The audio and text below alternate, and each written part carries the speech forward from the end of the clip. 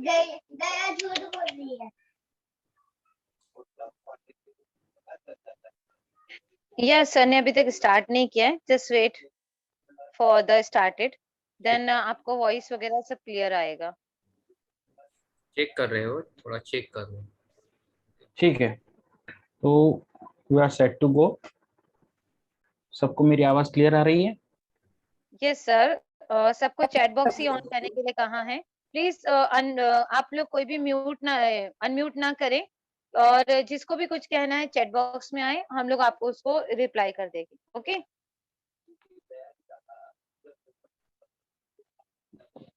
ठीक है, तो सर, यू आज का कैन हमारा स्टार्ट। जो टॉपिक है वो है एनालॉजी। बेसिकली एनालॉजी में हमें रिलेशन पता रहना चाहिए, थोड़ा सा हमें टर्म्स भी पता चाहिए, थोड़ी सी इंग्लिश भी थोड़ी अच्छी रहनी चाहिए, जिससे कि दो वर्ड्स का रिलेशन हमें समझ में आ जाए। ठीक, तो उसके लिए हम थोड़ा लिख लेंगे, जिससे बहुत सारी हेल्प होगी। एक तरफ लिखेंगे हम कंट्री, एक तरफ कैपिटल एंड करेंसी। ठीक है सर, रिकॉर्डिंग ऑन करून दे सर। ऑन है recording. Country, capital and currency. तो कंट्री है बांग्लादेश, कैपिटल ढाका, करेंसी टका। ये बेसिक्स है जो हमें पता चाहिए। Then Iraq, capital is Baghdad,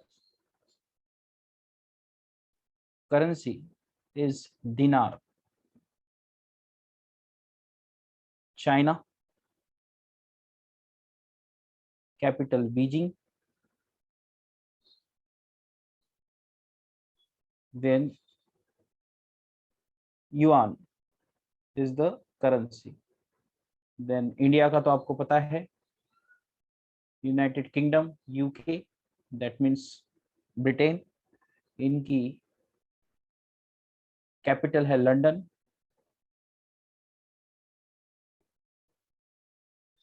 then Japan,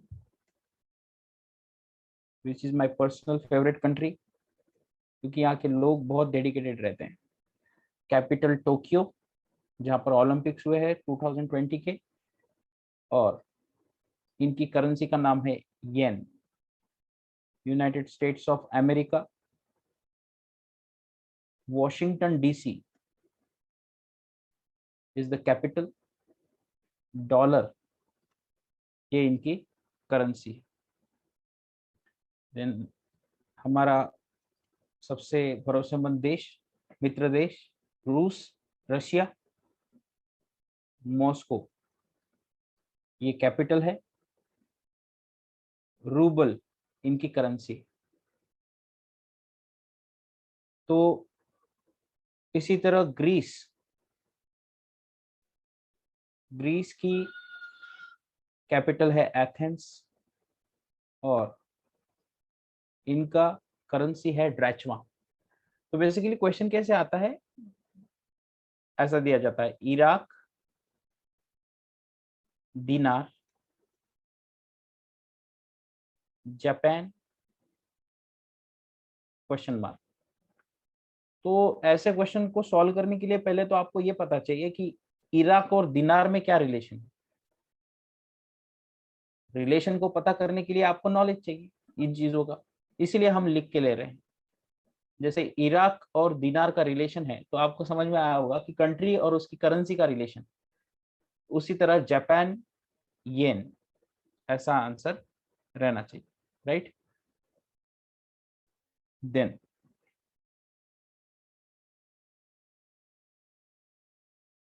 states of India,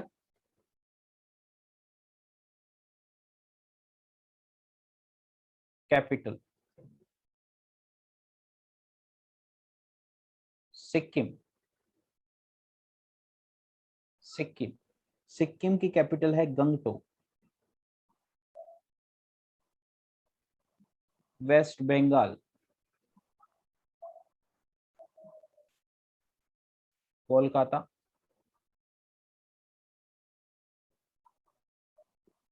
Goa, Panaji,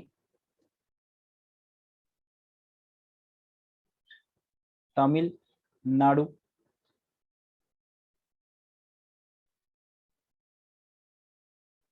Chennai, Bihar,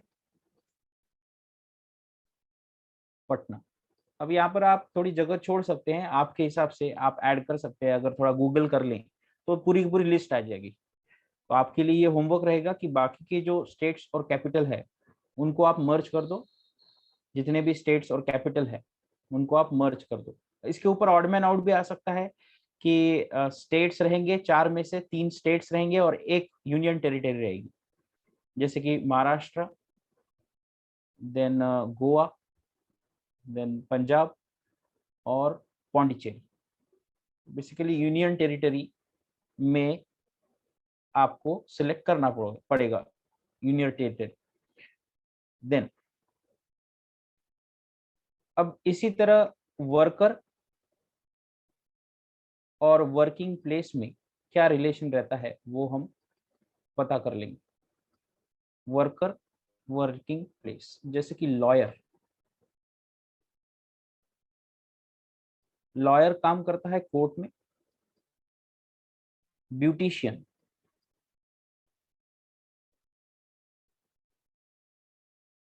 beautician काम करती है पार्लर में। वेटर काम करता है रेस्टोरेंट में।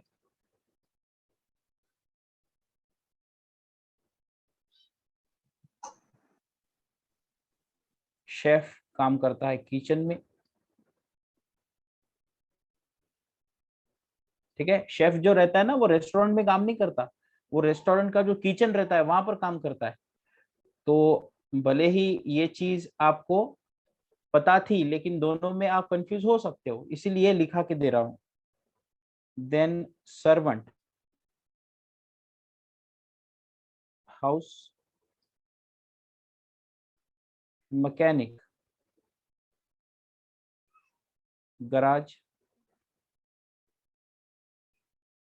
Seller, ship. तो ये है worker and working place. Then hello sir. हाँ जी बोलिए। सर ये लॉयर जो है ये कोर्ट में नहीं काम करते, एडवोकेट कोर्ट में काम करते हैं। लॉयर जो रहते हैं वो फर्म रहते, फर्म में काम। ठीक है जी। Lawyer is not advocate. Actually I have taken this information from IBPS book. ठीक है, जो IBPS की बुक। लॉयर जो है वो एडवोकेट नहीं रहते। ओके सर, ठीक है। आपका शायद सही रहेगा, लेकिन I would like to go with book. ठीक है, Please go from books. Okay. Then male dog, female bitch, male bull, female cow. Then lord, lady, horse, mare, cock, hen, nephew, niece भाचा भाची। ओके, तो आप अपने हिसाब से और ऐड कर सकते हैं, कोई प्रॉब्लम नहीं। मैं एक प्राइमरी आइडिया दे रहा हूं आपको, आप अनलिमिटेड चीजें ऐड कर सकते हैं इसमें। Then individual and class. Frog amphibian class में बिलोंग करता है। एम्फीबियन ये ऐसे एनिमल्स रहते जो कि पानी में भी रह सकते हैं और हवा में भी रह सकते हैं। ठीक है, दोनों जगह, उनको कहते हैं एम्फीबियन। एम्फी यानी कि उसका लिटरल मीनिंग रहता है बोथ, एम्फीबियन। देन मराठी त्याला काय उभयचर म्हणत आहे काय? हाँ, उभयचर, जो दोनों जगह रह सकता है. Then rat, rodent. रोडेंट यानी कि जो बिल में रहते हैं, ठीक है, रोडेंट कहते हैं उसको. देन स्नेक, रेप्टाइल में आता है, ठीक है, snake reptile. Then ostrich, birds, शाहमृग, ostrich birds. Then whale, whale fish आती है क्या? नहीं, वेल मैमल्स में आती है, याद रखना, स्तनधारी मैमल्स. देन अगर कप की बात करें, कप, कप कौन सी क्लास को बिलोंग करता है? Crockery. Cup crockery. Pen stationery. ठीक है, ये छोटी छोटी चीजें नहीं पता रहती, लिख लो. कप क्रॉकरी में आता है, पेन स्टेशनरी में आएगा. चलिए, यहां तक सबका हो गया. Then let us go towards animal and sound. Duck का साउंड है क्वैक. कैट का साउंड है म्यू.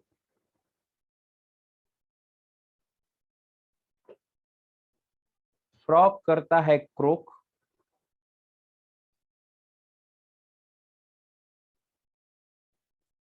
फ्रॉग करता है क्रोक. आउल करता है बान. डोंकी का जो आवाज है उसे कहते हैं ब्रे. डोंकीज ब्रेइंग. स्नेक का आवाज जो रहता है उसे कहते हैं हिस. जैकल का जो आवाज रहता है उसे कहते हैं हाउल. हम कहते हैं ना कुत्ता रो रहा है, तो बेसिकली दैट इज हाउल. और जो जैकल्स रहते हैं वो हाउलिंग करते हैं. ये हो गया एनिमल और साउंड के बीच में relation. Then quantity,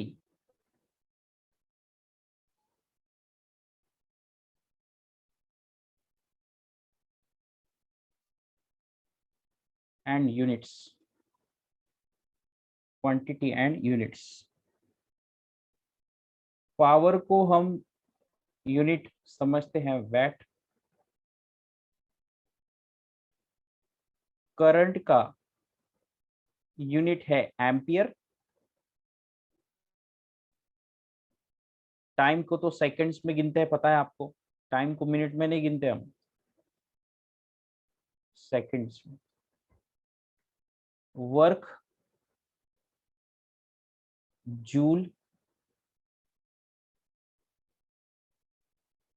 distance, distance को किलोमीटर. meters, ठीक है.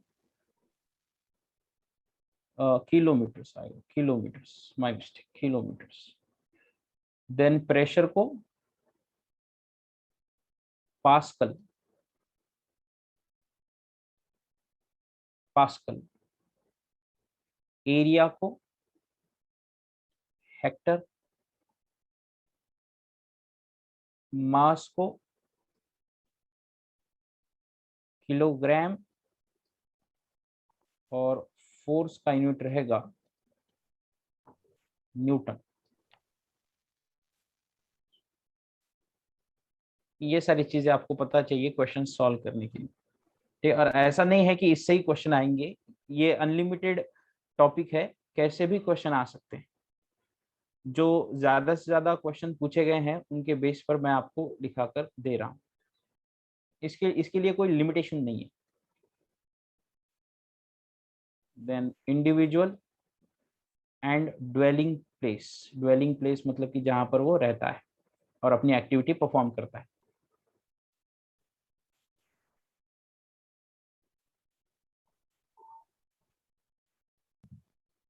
चलिए, तो इंडिविजुअल लायन, लायन अपनी गुफा में रहता है, कहते हैं डेन। स्पाइडर वेब में रहता है। हॉर्स स्टेबल में रहता है। बर्ड अपनी नेस्ट में रहेगा। किंग अपने पैलेस में रहेगा। अब अगर क्वीन भी आता तो भी वो पैलेस में ही आता। देन एस्किमो, एस्किमो पता है ना, एस्किमो जो लोग इग्लू। ठंडी जगह रहते हैं, या हम कहेंगे जो लोग हाई अल्टीट्यूड पे रहते हैं वो इग्लू बनाते हैं बर्फ का। ठीक है, नॉर्थ पोल साउथ पोल पे भी इग्लू बनाते हैं। मोटे मोटे जाड़े जाड़े कपड़े पहने हुए रहते हैं इनमें, और खुद को ठंड से बचाने के लिए ये बर्फ का घर बनाते हैं छोटा सा, कुछ ऐसा शेप रहता है उसका, ऐसा ऐसा शेप रहेगा, उसको कहते हैं इग्लू।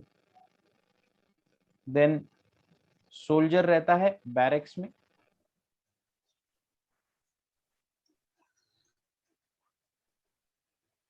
बी रहती है हाइव में।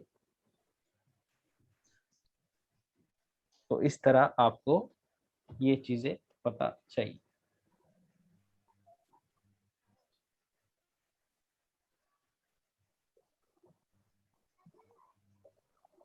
ठीक है, यहाँ तक सबका क्लियर हो गया। अब आगे जाते हैं और इंफॉर्मेशन कलेक्ट करते हैं। इंस्ट्रूमेंट मेजरमेंट, आजा आजा। Instrument measurement. स्पिग्मोमैनोमीटर,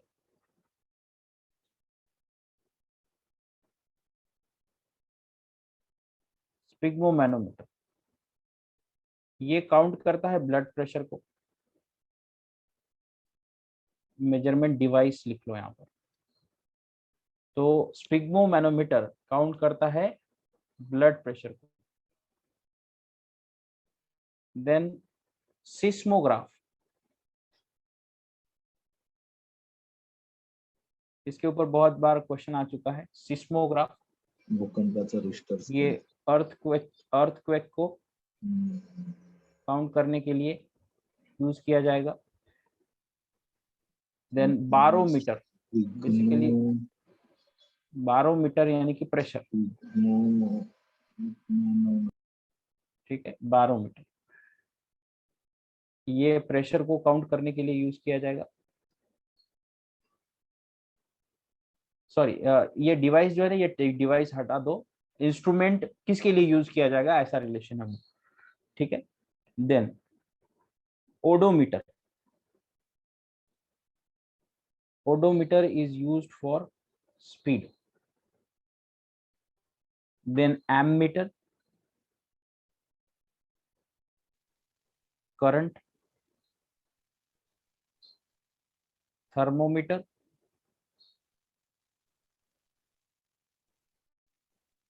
temperature.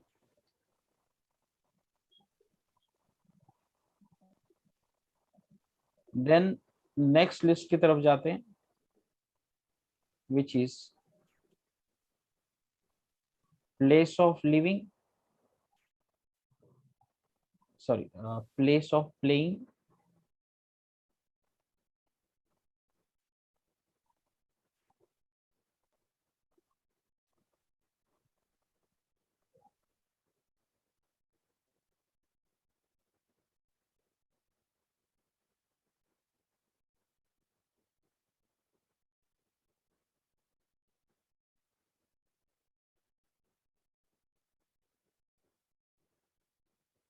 यहाँ पर लिखिए गेम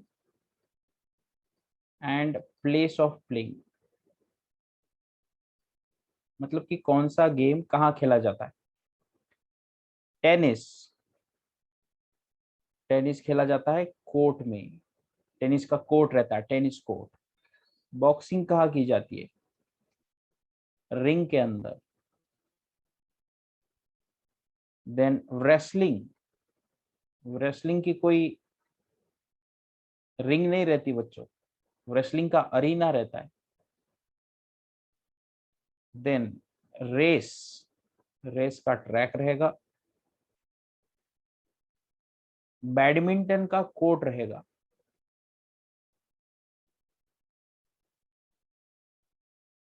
बैडमिंटन का कोर्ट रहेगा। स्केटिंग, स्केटिंग की रिंक रहेगी। ठीक है, चलो ये सारी चीजें पढ़ने के बाद थोड़ा सा प्रैक्टिस कर लेते हैं।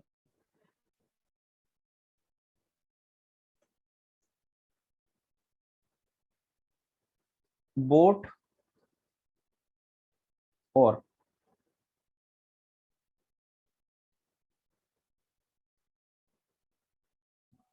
सर वो लास्ट वाली स्लाइड दिखाइए प्लीज। बैक क्या बैक। ओ 2 मिनट।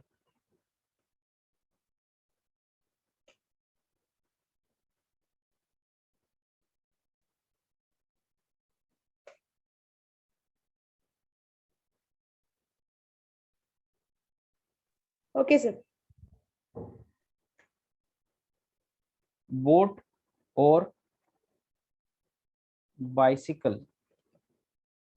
Question mark. ठीक है, ये डायरेक्टली क्वेश्चन बताते हैं हम। बोट और यानी चक्कू, नाव चलाने का चक्कू। तो अगर बोट के साथ चक्कू का जो रिलेशन है, उसी तरह बाइसिकल के साथ किसका रिलेशन रहेगा, पैडल। पैडल। बोट अगर चक्कू से चलाते हैं तो बाइसिकल पैडल से चलाते हैं। Then apostate, religion, traitor, question mark. तो एपोस्टेट मतलब कि जो किसी एक रिलीजन को अपोज करता है। ठीक है, एपोस्टेट मतलब कि जो रिलीजन को अपोज करेगा। तो अगर एपोस्टेट रिलीजन को अपोज करता है तो ट्रेटर किसको अपोज करता है, डेमोक्रेसी। कंट्री को। ठीक है, कंट्री को। देन अगर ग्लैंड एंजाइम तैयार करती है तो जनरेटर क्या तैयार करता है, एनर्जी, करंट तैयार करता है सर। जनरेटर, करंट, ठीक है, करंट तैयार करता है। अब आप कहोगे सर इलेक्ट्रिसिटी क्यों नहीं, जब करंट दौड़ता है तभी इलेक्ट्रिसिटी तैयार होती है। Yes yes yes. ठीक है, देन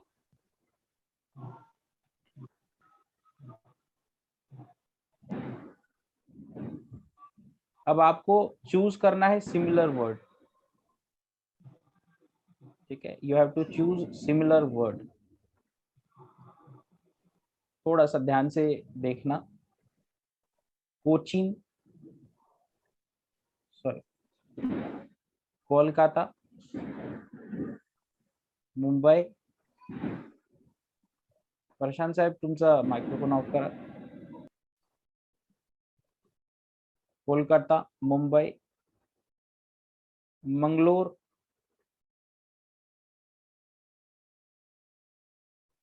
ऑप्शन ए दिल्ली। थोडा विचार करसाल याबद्दल। मुंबई जेवढा इझी वाटते तेवढा नाही आहे, ट्रिकी आहे थोडा। कोचीन, हैदराबाद। याच्यासाठी थोडंसं जिओग्राफिकल एरियाचं नॉलेज पाहिजे। 4 पैकी काय असायला पाहिजे। हैदराबाद कोचीन कोचीन हैदराबाद सगळी बंदर आहेत. दिल्ली दिल्ली दिल्ली सर दिल्ली ठीक ठीक। मंगलोर किस स्टेट की कैपिटल है बताओ?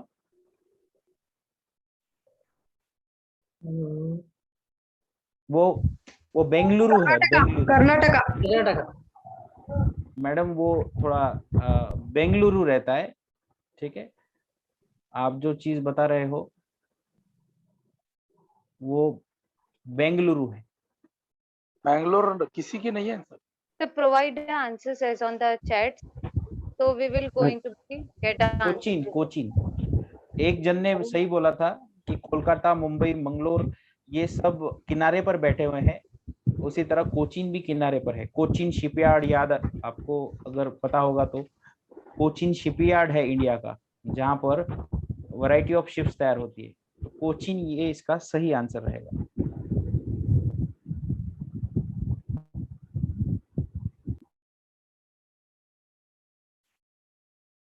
ठीक है, जस्ट अ सेकंड। सर तिन्ही सुद्धा हे पण आहेत ना मेट्रोपॉलिटन सर, तिन्ही सुद्धा विमानतळ पण आहेत कोलकाता, सर मुंबई, मँगलोर. विमानतळ हे आर्टिफिशियल थिंग झाली, आपण नॅचरल कंडिशन्स मध्ये पाहू या ओके सर. क्वेश्चनला। Okay sir.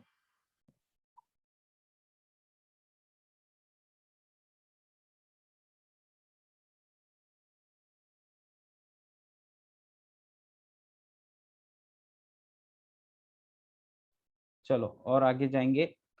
ये एक पैटर्न था जो मैंने आपको बता दिया है, और कुछ क्वेश्चंस देखेंगे।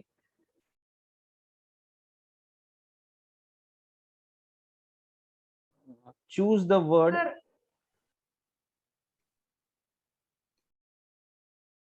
which is least similar।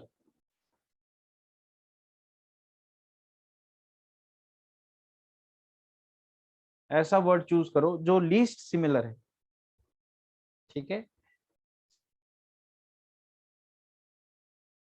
Calendar, date, month, day.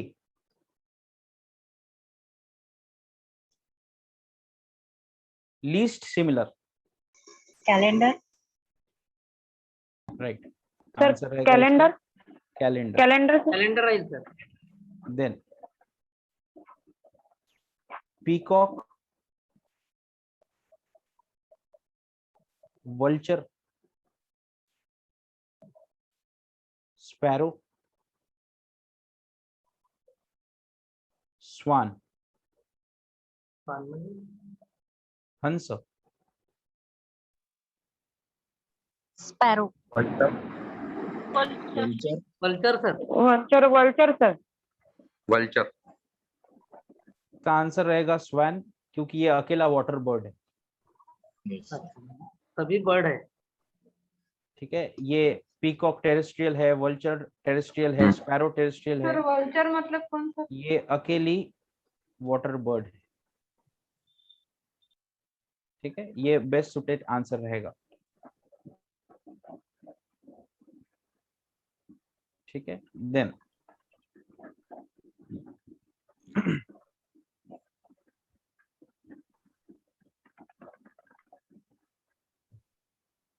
अब इसके बाद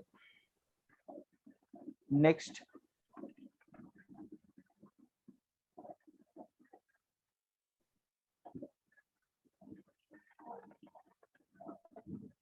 अप्रैल,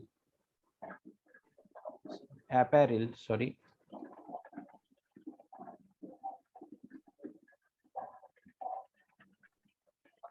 क्लोथ,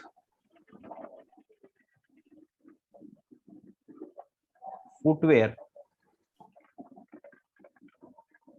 क्वेश्चन मार्क। आपके ऑप्शन है laces, cobbler, leather, shoes. Shoes. Leather. Leather. Apparel cloth से बनता है, फुटवेयर Leather. लेदर से बनते हैं। लेदर है। ओके ठीक है, चलिए नेक्स्ट जाते हैं। डिलीशियस, डिलीशियस के साथ टेस्ट का रिलेशन उसी तरह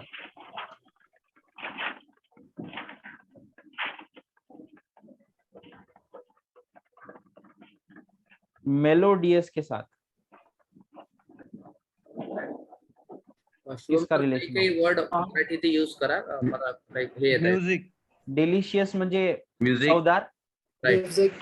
मराठीमध्ये तो शब्द यूज करा, कारण काही स्टुडंट आहेत, ठीक आहे, मला मेसेज येत आहे. ओके, तो हिंदी मी मराठीत सुद्धा. चवदार, टेस्ट, मेलोडियस, मेलोडियस म्हणजे ऐकण्याला चांगलं, सॉन्ग. सुमधुर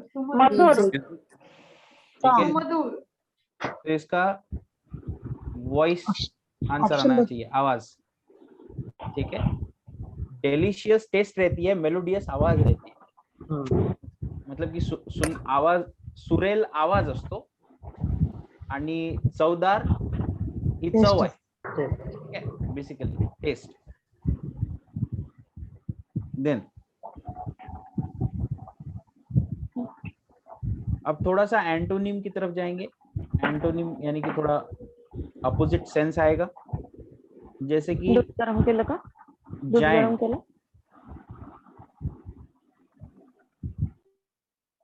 जायंट मतलब कि बहुत बड़ा आदमी, ड्वार्फ मतलब कि बहुत छोटा आदमी, जीनियस। मॅडम मायक्रोफोन ऑफ करा ना, तुम्ही कसे करू राहिले? जीनियस क्वेश्चन मार्क, विकेड म्हणजे दिसायला खराब, gentle, then idiot for cunning. Idiot. ठीक है, तो इसका आंसर होना चाहिए सी। ठीक है, देन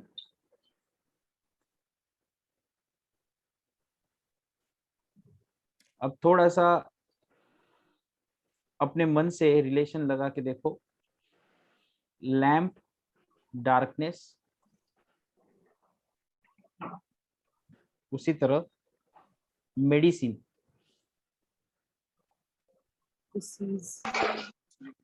इलनेस, डिजीज कह लो, इलनेस कह लो, एक ही चीज। ठीक है,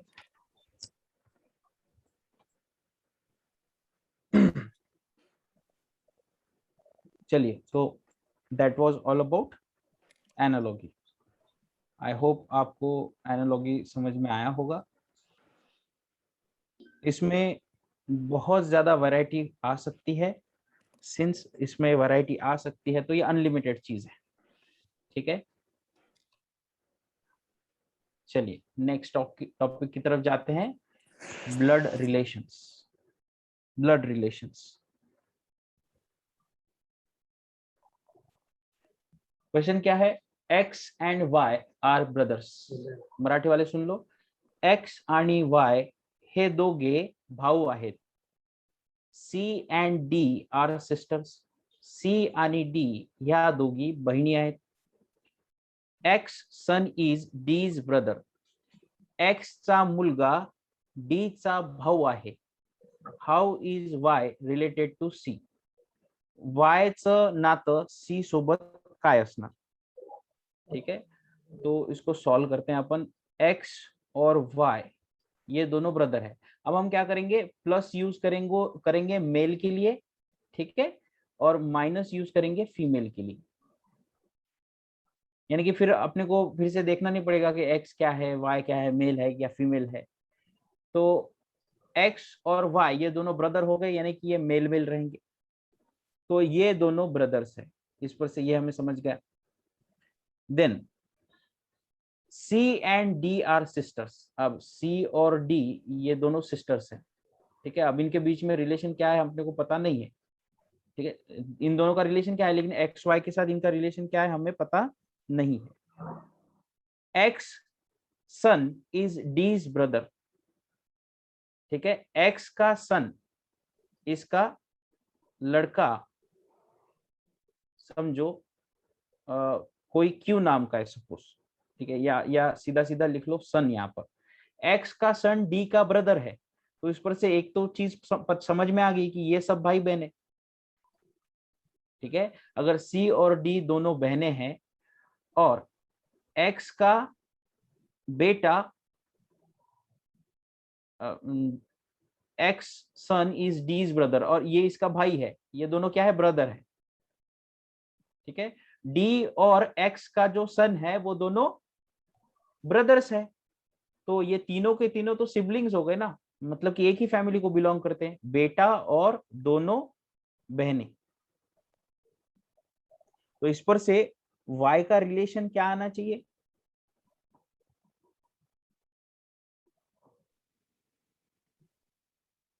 uncle uncle uncle sir uncle sir काका सर। राइट, अंकल आने चाहिए। जो क्लू था वो इस स्टेटमेंट में था कि x का सन d का भाई है। अगर ये समझ में नहीं आया होगा तो फिर से बताता हूं, कोई दिक्कत नहीं।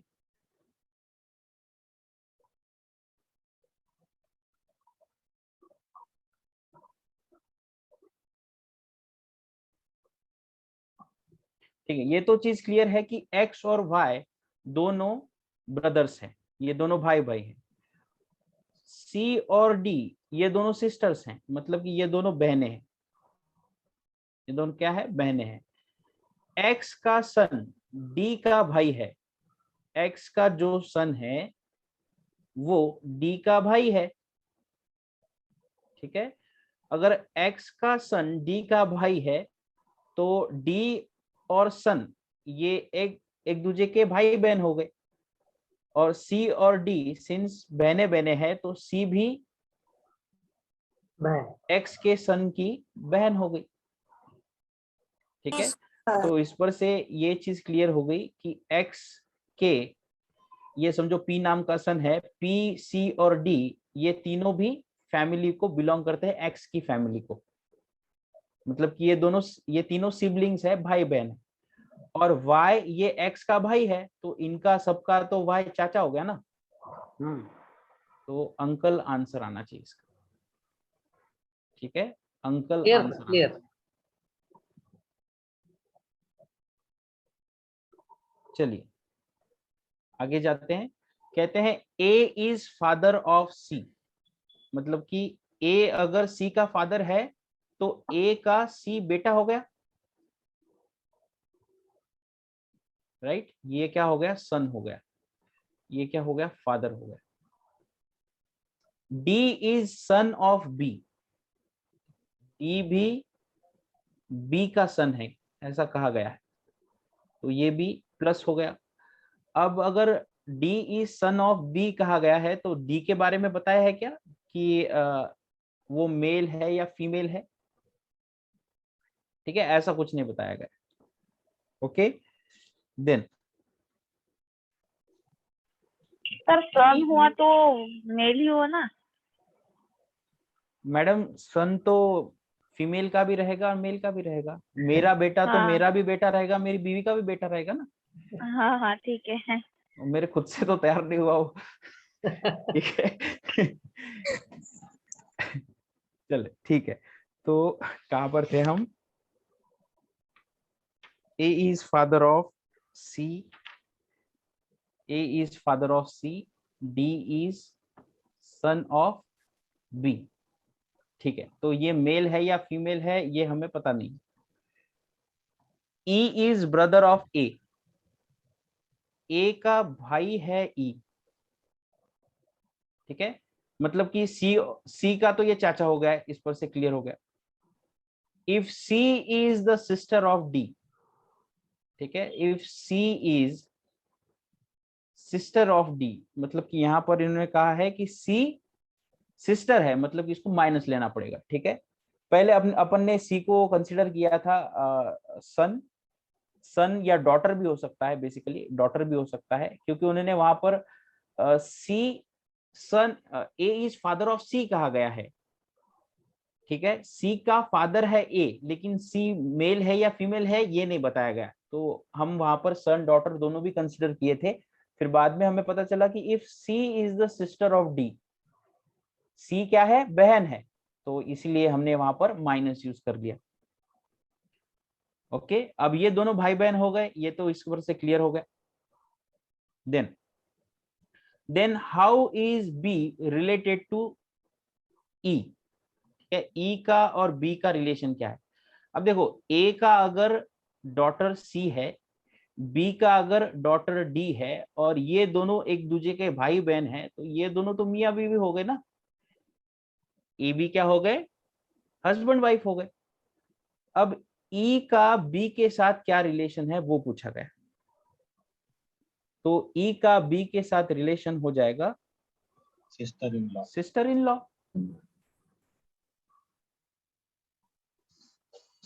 ठीक है, सिस्टर इन लॉ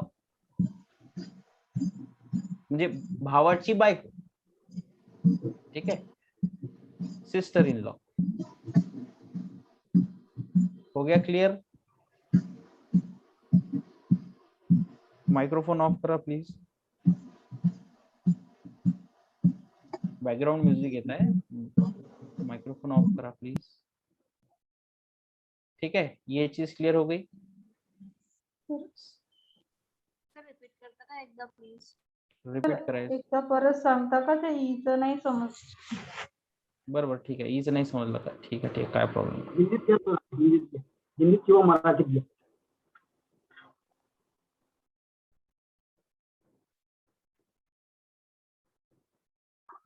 काय प्रॉब्लेम नाही, पुन्हा पाहू. देखो ऍक्च्युअल सर इथं रिलेशन लिहिलं नव्हतं म्हणून नाही समजलं. A is father of C, A father है सी का। अब सी मेल है या फीमेल है वी डोंट नो, लेकिन ए अगर फादर रहेगा तो डेफिनेटली मेल हो गया। And D is son of B. ठीक है, बी का सन है डी। अब बी मेल है या फीमेल है हमको पता नहीं, लेकिन डी अगर सन हो गया तो ये डेफिनेटली मेल है।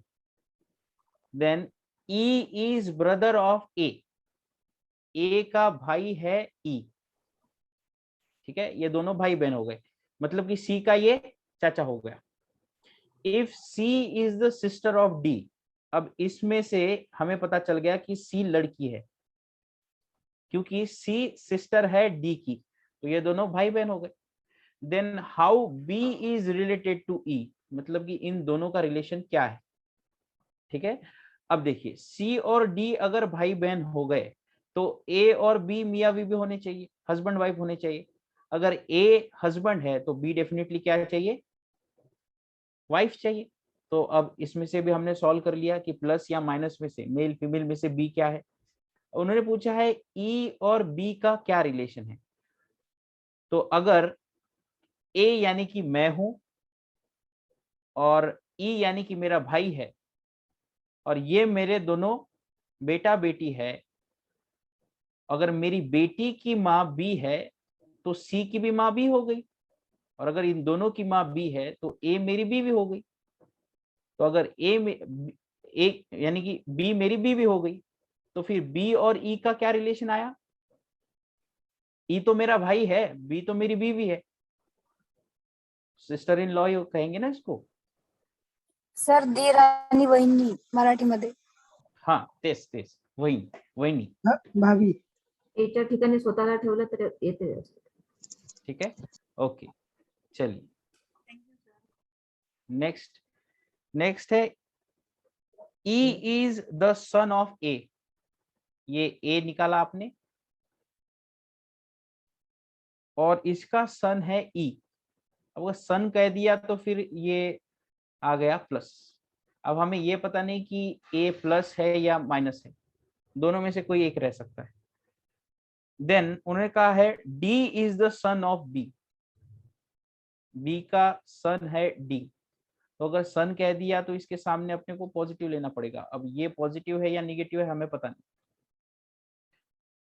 ई इज मैरिड टू सी, ई की शादी हो चुकी है सी के साथ, चलो ठीक है, ई की शादी हो चुकी है सी के साथ। C is the daughter of B, तो अगर ये डॉटर है सी, यानी कि ये माइनस आ गई तो ई क्या हो गया, प्लस आ गया, चलो ठीक है। तो डी और सी ये दोनों सिबलिंग्स हो गए, यानी कि भाई बहन हो गए, ठीक है, ये दोनों भाई बहन हो गए। और क्वेश्चन में पूछा है how is D related to E, D का रिलेशन ई के साथ क्या है, तो ये रहा डी और ये रहा ई।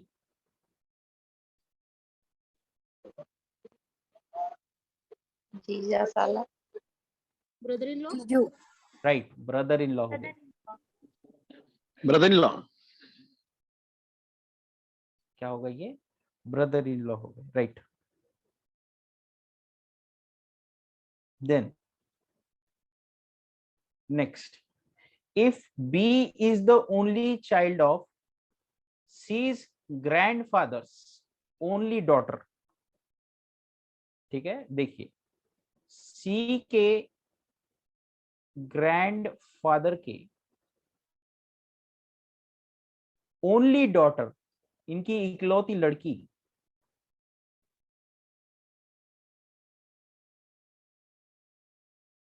इनकी लड़की है B, only child. If B is the only child of C's grandfather's only daughter, ठीक है। अब ये ग्रैंड चाइल्ड कह दिया इन्होंने, बेसिकली चाइल्ड कह दिया, तो ये मेल है फीमेल है हमें पता नहीं, बाकी की चीजें तो हमें पता चल गई। Then how is C's father related to B, C का फादर और बी का रिलेशन क्या है, ठीक है। अब देखिए, अब अगर सी के ग्रैंडफादर की इकलौती लड़की है, ठीक है, तो सी के फादर की इसका ब्रदर रहेगा बेसिकली।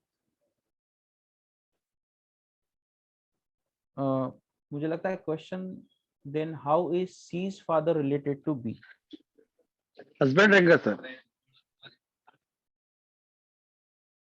हस्बैंड आएगा ना? यस यस हस्बैंड रहेगा मैडम। नहीं थोड़ा सा काहीतरी गडबड आहे याच्यात। परत करा सर परत करा सर रिप्ले। कहते हैं कि if B is the only child of C's grandfather, C के ग्रैंडफादर के ओनली, इसकी एक ओनली ग्रैंड डॉटर है और बी इसकी ओनली चाइल्ड है, चलो ठीक है। Then how is C's father related to B, मतलब कि सी का जो फादर रहेगा, तो ग्रैंडफादर के नीचे फादर आना चाहिए ना, ग्रैंडफादर के नीचे फादर आना चाहिए, और सी जो सी का ये ग्रैंडफादर है, मतलब कि ये ग्रैंडसन है, ठीक है। सी का अगर ग्रैंडफादर है तो सी ये ग्रैंडसन आना चाहिए, तो ये जो ओनली डॉटर है इनकी, इसका भाई सी का फादर आना चाहिए, ठीक है, और सी इसका लड़का आना चाहिए, ठीक है। समझ में आया है क्या? ये थोड़ा नो सर नाही सर प्लीज मराठीत सांगा प्रश्न. सर मराठीत सांगा सर. मराठी किंवा हिंदी मध्ये सांगा सर, मराठी किंवा हिंदी. मराठी मधून लवकर लक्षात येईल सर. थोडं कॉम्प्लेक्स आहे माझ्यासाठी मराठीमध्ये, सर आमच्यासाठी कॉम्प्लेक्स होते ना मग. ठीक आहे मॅडम, काही प्रॉब्लेम नाही. ठीक आहे ना सर, हिंदीत सांगा सर. तुमची मराठी भाषा असेल ना सर, मातृभाषा? हो, पण मी हे सगळ्या गोष्टी याच्यातून शिकलो ना इंग्लिश मधून. तर ठीक आहे, मी ट्राय करतो. I will try my best. ठीक आहे. If B is the only child of C's grandfather. ठीक आहे, ग्रँडफादर म्हणजे आजोबा. ओनली चाइल्ड मुलगी. सी नीचे आएगा,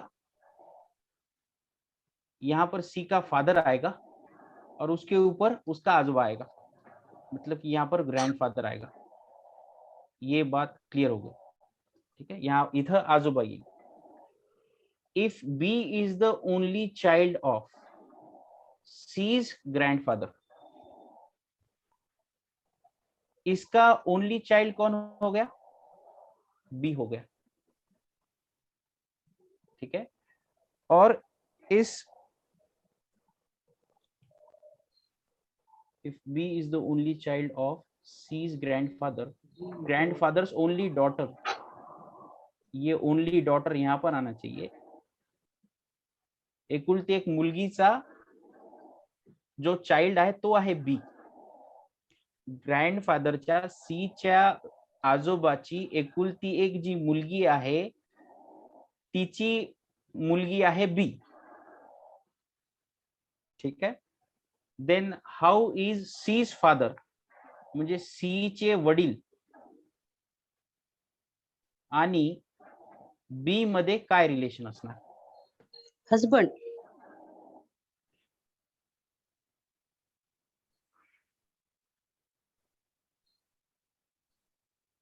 मॅडम इथं ओनली डॉटर म्हटलेलं आहे. एकुलते एक मुलगी. मुलगी. ठीक आहे, मुलगी. ग्रँड डॉटर सी आहे. सीचे ग्रँडफादर म्हणजे सीचं जे आहे ना ते जेंडर इथं क्लिअरच नाही आहे पहिली गोष्ट. बरं, सी सगळ्यात खाली. सी सगळ्यात खाली ना, कारण की सीच्या ग्रँडफादरची गोष्ट झालेली आहे ना. म्हणजे इथं चिल्ड्रन येणार, मग त्याचा फादर येणार, त्याच्यावरती ग्रँडफादर येणार. बरोबर. आणि मग सीचा ग्रँडफादर त्याची जी मुलगी आहे त्याची जी मुलगी ती या लेवल मध्ये येणार. ठीक आहे. बेसिकली पहा इथं 3 लेवल्स आहेत. ही पहिली लेवल, ही दुसरी लेवल, ही तिसरी लेवल. ठीक आहे. जी फॅमिली ट्री आहे ती अशी बनत आहे. ग्रँडफादर सगळ्यात वरती राहील, त्यानंतर त्याची जी मुलं आहे ती 2 नंबरवर येतील आणि त्यांची जी मुलं आहेत ते 3 नंबरवर येतील. त्यांनी म्हटलेलं आहे की सी चे ग्रँडफादर म्हणजे सी चे आजोबा. तर सी चे जर ग्रँडफादर आहे तर सी तर ग्रँड सन झाला ना, म्हणून आपण सी ला सगळ्यात खाली ठेवलं. इथपर्यंत समजलं? नंतर ग्रैंडफादर की ओनली डॉटर, मतलब कि उनकी लड़की, तो डॉटर यहाँ पे आएगी. ये बात क्लियर हो गई. और इसका चाइल्ड है बी. इसका चाइल्ड कौन है? बी. ये क्लियर हो गया. Then how is C's father related to B? अब सी का जो फादर रहेगा ये यहां पर रहेगा. ठीक है, सी का फादर यहां पर रहेगा. तो इन दोनों में इन दोनों का क्या रिलेशन है? मामा, मामा भाचा. हाँ, ठीक है, ये सही रहेगा. मैटरनल अंकल, मैटरनल अंकल म्हणजे मामाच. ठीक आहे, मॅटर्नल अंकल. आतापर्यंतच. सर, हा सर, इथे ओनली डॉटर म्हटलंय, त्यामुळे मामाचा असू शकत नाही.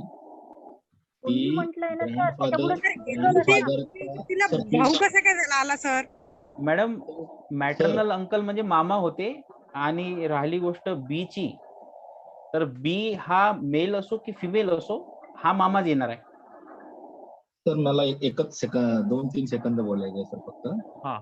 B is the only child of C's grandfather. सीच्या ग्रँडफादरची एकुलती एक मुलगी आहे बी. म्हणजेच ही फॅमिली ट्री कशी होईल? ग्रँडफादर, त्याची मुलगी बी आणि तिचं मूल सी. नाही, तुम्ही प्रश्न बरोबर नाही वाचला. Sir, B is the only child of C's grandfather. C's grandfather's only daughter. हा, तर सीच्या ग्रँडफादरची एकुलती एक मुलगी बी आहे. नाही ना सर, सीच्या हो ना सर, बरोबर आहे ना. सीच्या ग्रँडफादरची जी एक मुलगी आहे तिची मुलगी बी आहे. तुम्ही स्टेटमेंट बरोबर वाचा. हा शुभम सर तुम्ही कंटिन्यू करा. ऐकून घ्या. पण ते सर मामा आता मामा म्हणजे मॅटर्नल अंकलच होतं ना. सर एक सर ऑनली क्वेश्चन डॉटर होता. म्हटलंय ना. हॅलो सर ऑनली डॉटर जर म्हटलं आहे तर ते त्याच्या हे होणार फादर. सर ग्रँडफादर्सची ओनली डॉटर आहे, म्हणजे ग्रँडफादरची पण एकच मुलगी आणि त्या एका मुलीची पण एकच जी आहे ती चाइल्ड बी आहे. येईल. हा चाइल्ड आहे आता तो ती हा पण एकटी असं आहे. आहे ते असं आहे ते. मग ती एकटी आहे तर मग तीच एकटी आहे तर तिचा भाऊ कसा येईल आणि मामा कसे होतील? हॅलो नाही ओनली डॉटर म्हटलेला आहे. ओनली चाइल्ड म्हटलेला आहे का? हॅलो मी पार्टिसिपेंटला ओके. तर ओनली चाइल्ड पण म्हटलेलं आहे. हॅलो ओनली चाइल्ड बी साठी कृपया गडबड करू नका. सर जे सांगत आहे त्याला बेस आपलं स्वतःच नाही आहे. त्याला बेस बुक आहे, रेफरन्स बुक आहे, स्पष्टीकरण त्यातलं आहे. मी काल जे लेक्चर घेतलं त्या लेक्चर मध्ये मी हे म्हटलं की तर्क हे कुठं लावायचे, काय लावायचे, काय बेसिक असतं यासाठी काही नियम आहे आणि त्या नियमाच्या आधारावर टीचिंग करण्याचा ते प्रयत्न करत आहे. तिथं चुकी आपण सांगू. तर जस्ट एक कन्फ्युजन होतं म्हणून विचारलं की हे कन्फ्युजन आहे इथे असं दिलेलं आहे. त्यांना आधी पूर्ण त्यांचं हे उद्या आणि नंतर त्याला ठीक आहे काही प्रॉब्लेम नाही. तुम्ही ही स्टेटमेंट वाचा. तुम्ही इथपर्यंत का स्टेटमेंट वाचत आहे? तुम्ही पुढे पण वाचा ना. जिथपर्यंत कॉमा आहे तिथपर्यंत वाचा. इथं तुम्हाला 3 गोष्टी दिसतील. बी, एक सी चे ग्रँडफादर आणि त्यांची ओनली डॉटर. आता इथं 3 लोक आहेत. ठीक आहे. स्टेटमेंटचा कॉमा इथं आहे. त्याच्यात 3 लोक आहेत. त्यांनी म्हटलेलं आहे B is the only child of C's grandfather. Grandfather तर इथं आले ना. इथं विषय संपला. ग्रँडफादर सगळ्यात वरती आले. ग्रँडफादर्स ओनली डॉटर म्हणजे यांची मुलगी ओनली चाइल्ड सॉरी यांची डॉटर म्हटलेलं आहे. ओनली चाइल्ड म्हटलेलं आहे का? ओनली चाइल्ड आणि ओनली डॉटर मधला फरक समजा. ओनली चाइल्ड म्हणजे एकुलते एक मूल और ओनली डॉटर यानी की एक मुलगी. आता दुसरा मुलगा पण होऊ शकते पण दुसरी मुलगी नसू शकते. ओनली डॉटर म्हटलेलं आहे. तिची जे चाइल्ड आहे ते आहे ओनली चाइल्ड, ते आहे B. B is the only child म्हटलेला आहे ना. मतलब की ओनली चाइल्ड हा वर्ड बी साठी युज केलेला आहे. Yes sir right. Kirtivardhan sir clear ना? Yes sir got it now. Clear प्रश्न नीट कन्फ्युजन वाचला होतं ते नव्हता मी, क्लिअर बरोबर झालं. आहे. हा प्रश्न नीट वाचा. ओके सर आता क्लिअर झाला सर. ओनली क्लिअर झाला तो. डॉटर इट्स म्हणजे चाइल्ड बद्दल नाहीये, it's daughter. Okay thank you sir. चलो तो ये थे ब्लड रिलेशन. बाकी आपको कृपया एग्जाम मध्ये मात्र असं करू नका. ठीक है. बाकी आपको जो असाइनमेंट्स है उसमें काफी अच्छे क्वेश्चन मिल जाएंगे. ठीक है. चलो अब जाते हैं हम आगे. Percentage profit and loss. Percentage profit and loss. चलो बहुत बढ़िया टॉपिक है ये. न्यूमेरिकल एबिलिटी में आता है तो इसको स्टेप वाइज समझेंगे हम. पहले तो हम परसेंटेज समझ लेंगे. ठीक है. हॅलो सर, रिलेशनशिप मध्ये किती येऊ शकते सर क्वेश्चन? रिलेशनशिप मध्ये त्याला काही लिमिट नाही आहे. क्वेश्चन किती येतील हे नाही सांगता येत. Okay madam. क्वेश्चन एक्झॅक्ट किती येतील असं युनिव्हर्सिटीचं स्ट्रक्चर नाही आहे. तर त्यांच्या जे सिलेबस मध्ये जे बेसिक आहे ते सगळं आपण शिकवण्याचा प्रयत्न करतो. ओके. नंबर ऑफ क्वेश्चन किती पॅटर्न किती याच्यावर किती येतील एक्सपेक्टेड आपण नाही करू शकत.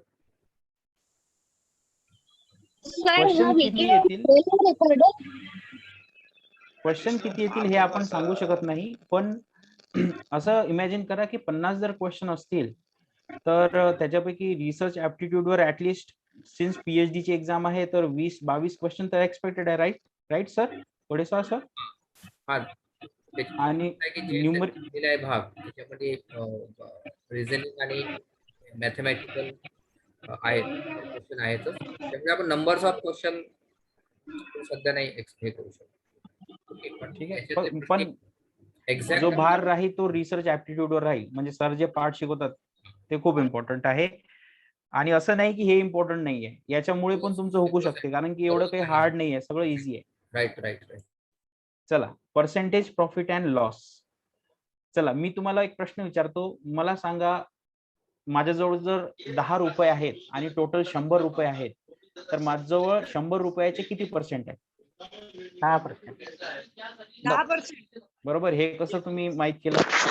कारण की तुम्हाला 100चे 10% हे इझिली समजून जातात. ठीक आहे. पण आता मग पुढे जाता जाता समजा मी विचारलं की 20% म्हणजे काय होते?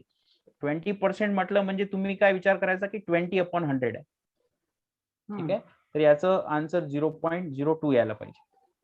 मग मी म्हटलं 150% म्हणजे काय होतात? टक्के म्हणजे डिवाइडेड बाय 100. 150 divided by 100. तो ये आना चाहिए 1.5. किती यायला पाहिजे? 1.5. मग आता मी 250% म्हटले, तुम्ही काय करसाल? 250 डिवाइडेड बाय 100. तर हे काय होणार? 2.5 होणार. 2.5. 2.5.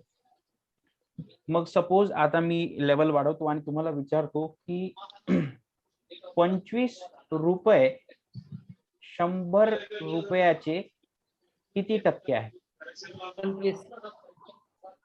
25%. तर हे क्लिअर झालं. 25%. बरोबर. तुम्ही कसं काढलं? तुम्ही काय केलं? 25 ला वरती घेतलं, म्हणजे जे विचारलेलं आहे ते वरती घेतलं आणि जी टोटल अमाऊंट आहे 100 रुपयाची ती खाली घेतली आणि याला गुणेला 100 केलं. तर मग तुम्हाला माहित पडलं की 25% हे उत्तर आहे. ठीक है. तो ये था इजी वाला पार्ट. अब मुझे बताओ 25% ऑफ 28 कितना आएगा? अब इसके लिए तो कैलकुलेट करना पड़ेगा. ठीक है. इसके लिए कैलकुलेट करना पड़ेगा, लेकिन इसके लिए कोई एक ट्रिक है. ठीक है. तो तुम्हें क्या करो कि 28 पूछा है ना उन्होंने, अब डायरेक्टली पहले हम सॉल्व कर लेते हैं. 25 multiplied divided by 100 multiplied by 28. 28 चे 25% किती होता? ये ऑफ यानी कि चे, और चे यानी कि मल्टीप्लाइड बाय 25 बाय 100 इंटू 7.5. ठीक है. तो ये आना चाहिए 7 आंसर आना चाहिए इसका. कसं काय? 25 चौक 100 होता, 4 7 8 28. 7.5 आंसर नहीं आएगा. देन 728 7चं टेबल. हो सर बरोबर.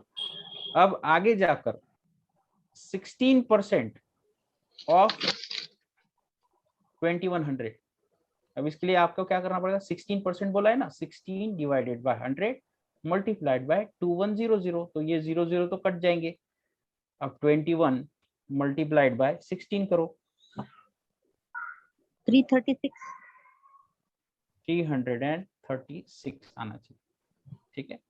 चलिए 30% ऑफ 50. 50चे 30% म्हणजे किती? तो आप क्या करोगे? 30 डिवाइडेड बाय 100 मल्टीप्लाइड बाय 50. 50 2 जा 100 और ये 15 आना चाहिए. 15. देन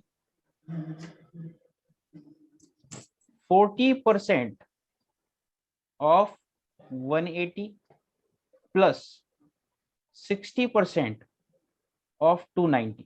तो आपको यहाँ पर थोड़ा 3 प्रोसेस में आंसर निकालना पड़ेगा, 3 स्टेप में. पहले 180 का 40% कितना होता वो पता करो, 290 का 60% कितना होता वो पता करो, और फिर उन दोनों को एडअप कर दो. ठीक है. तो 40% ऑफ 180.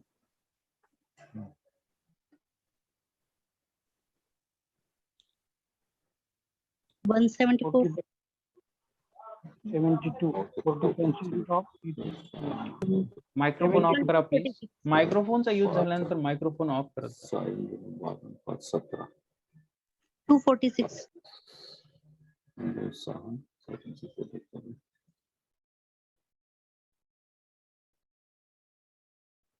ठीक है. चलिए इसको सॉल्व करते हैं. 40 divided by 100 into 180 plus 60 divided by 100 into 290. ठीक है. अब यहाँ पर अगर देखा जाए तो ये 0 कैंसल, ये 0 कैंसल. 18 चौक 72 यायला पाहिजे. प्लस ये 0 कैंसल, ये 0 कैंसल. 29 गुणेला 6 तर हे 174 यायला पाहिजे. ते 4 आणि 2 6 आणि हे 17 आणि 7 24. 246 इसका आंसर रहना चाहिए. ठीक है, चलिए ये हो गया बेसिक. अब क्वेश्चन की तरफ जाते हैं. If 20% price of a bag is 58, दिखाओ मागची स्लाइड का सर, पहले वाला पेज.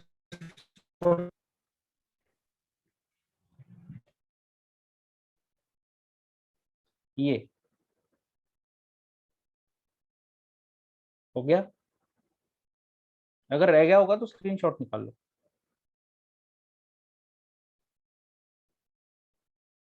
चलिए आगे बढ़ते हैं. So it says if 20% price of bag is ₹58, जर 58 रुपये एका बॅगच्या किमतीचे 20% बनवतात तर बॅगची पूर्ण किंमत किती आहे. ठीक है, तो आप क्या करोगे, 20% है ना, 20% of 58, sorry of x is 58. ठीक है, टोटल अमाउंट का 20% 58 है, तो उसके ऊपर से आप टोटल अमाउंट निकाल सकते हो x की वैल्यू. सिंपल एकदम. ये 58 के साथ 100 मल्टीप्लीकेशन में चला जाएगा, 20 नीचे आ जाएगा, 25 100. अब सीधा सीधा 58 इंटू 5 कर लो. अब ये मैंने आपको पढ़ाया था, याद है आपको. चलो ठीक है, ये 58 है, 85 रहता तो अलग चीज रहती. 58 इंटू 5 290 आना चाहिए. 290 रुपीज की ये बैग रहेगी. ठीक है, चलो अब मैं क्या करता हूँ, क्वेश्चन को सेम ही रखता हूँ, मैं थोड़ा चेंज कर देता हूँ कि एक बैग की कीमत समझो, वैसे इतनी कीमत कम रहती नहीं है. If 25% price of a bag is 0.25, ठीक है, अगर किसी बैग की कीमत 0.25 रुपीज है और वो टोटल अमाउंट के 25% बनाती है, तो टोटल अमाउंट कितना रहेगा. 1.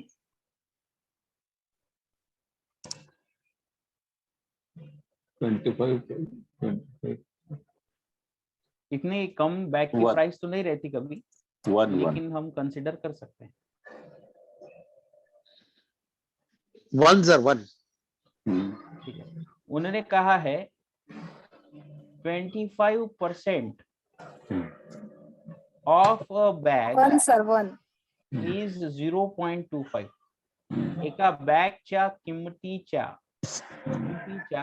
25% म्हणजे 0.25 रुपये होतात, तर त्या बॅगची पूर्ण किंमत किती.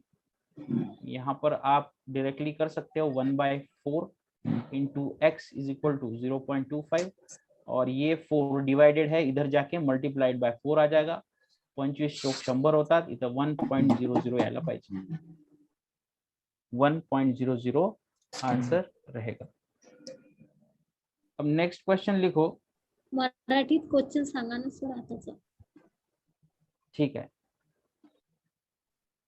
एका बॅगेच्या किमतीच्या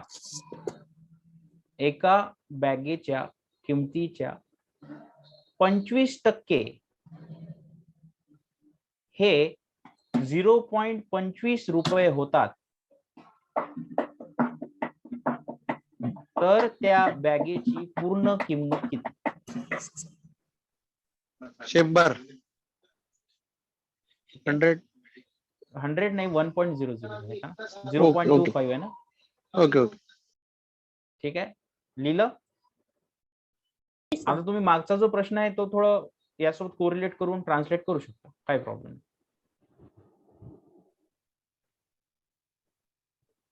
1% चे अर्धे किती होतात. घाई नका करू, बरोबर सॉल्व करा, जसं तुम्हाला शिकवलेलं आहे तसं करायचा प्रयत्न करा. 1% चं मिनिंग माहित आहे तुम्हाला, चे चं मिनिंग माहित आहे, आणि हाफ काय असते हे माहित आहे तुम्हाला. प्रयत्न 0.5 करा. ठीक है, 0.5 एक जन का आंसर है. 1 मिनट बाद मैं आपको एक्सप्लेन करूंगा. 0.50 0.50 सर. हाँ 0.50 0.50. चलो ठीक है, दोनों भी गलत है. चलो इसको मैं सॉल्व करके बताता हूँ. लिटरली मीनिंग क्या है 1% का? 1 डिवाइडेड बाय 100. ये तो सबको पता है. J मतलब 0.005. मल्टीप्लाइड बाय, और हाफ यानी कि 1/2. ठीक है. अब देखो, अब तो दोनों को है ना अपन पॉइंट में कन्वर्ट करते हैं. ये 1/100 है, मतलब कि ये 0.01 हो जाएगा. Right, sorry my mistake. 0.01 आ जाएगा. और हाफ यानी क्या होता है? 0.5 होता है. अब यहाँ पर 2 घर पीछे है, यहाँ पर 1 घर पीछे है, मतलब कि 5 मल्टीप्लाइड बाय 1 5 आएगा. और अब पॉइंट अगर यहाँ पर है तो यहाँ से 3 घर नीचे पीछे लेके जाना पड़ेगा. 1 2 और 3, और यहाँ पर पॉइंट देना पड़ेगा. मतलब कि इसका आंसर आना चाहिए 0.005.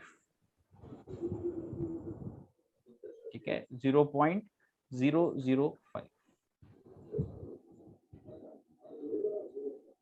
समझ में आ रहा है? हो सर. ठीक है, गुड गुड. चलो अब यहाँ पर एक क्वेश्चन लिखो. 25% of a number is 20. Marathi वालों के लिए, एका अंकाच्या 25% 20 आहे. एका अंकाच्या 25% 20 आहे, तर त्याच अंकाचे किती टक्के म्हणजे 40? त्याच अंकाचे 40% किती? सॉरी, त्याच अंकाचे 40% किती? 10. अरे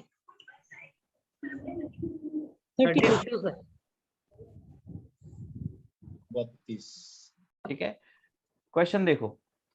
एका अंकाचे 25% म्हणजे 20 होतात, तर त्याच अंकाचे 40% म्हणजे किती? ट्रांसलेशन सही है? उन्होंने कहा है कि किसी एक नंबर के 25%, किसी एक नंबर के यानी कि x के 25% अगर 20 बनाते हैं तो इस पर से वो जो टोटल नंबर है वो पता चल जाएगा हमको. ठीक है, तो ये आना चाहिए 20 × 4 यानी कि 80 आना चाहिए. ठीक है, हमारा आंसर 80 नहीं है, ये तो टोटल नंबर हो गया. क्वेश्चन पूछा है कि इस नंबर का 40% कितना हुआ. 40% यानी कि 40 डिवाइडेड बाय 100 इंटू 80. ठीक है, तो ये आना चाहिए 32. ये 0 कैंसिल हो जाएंगे दोनों. 8 चौक 32. क्लियर? 32 बरोबर है सर. ठीक है,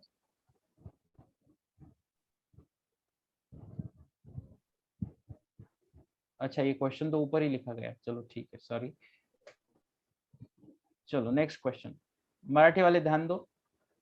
एक बच्चे ने, एका मुलाने 400 पैकी 220 मार्क मिळवलेले आहेत, तर त्यांनी किती % कमवले? मतलब कि जो हमारा स्कोर कार्ड आने के बाद बचपन में किया करते थे, वही चीज पूछी गई है. ठीक है, वही चीज पूछी गई है. 55 सर. 55. तो ये सिंपली आपको क्या करना है, जितने मिले हैं मार्क्स उसको टोटल से डिवाइड करना है और मल्टीप्लाई करना है. परसेंटेज पूछा है इसलिए 100. तो ये आना चाहिए 55%. क्या आना चाहिए? 55%. ठीक है, अब देखो ये थोड़ा क्वेश्चन जो है क्या कहता है ये कि सुरेशची पगार 5,700 रुपये आहे आणि रमेशचा पगार 13,300 रुपये आहे.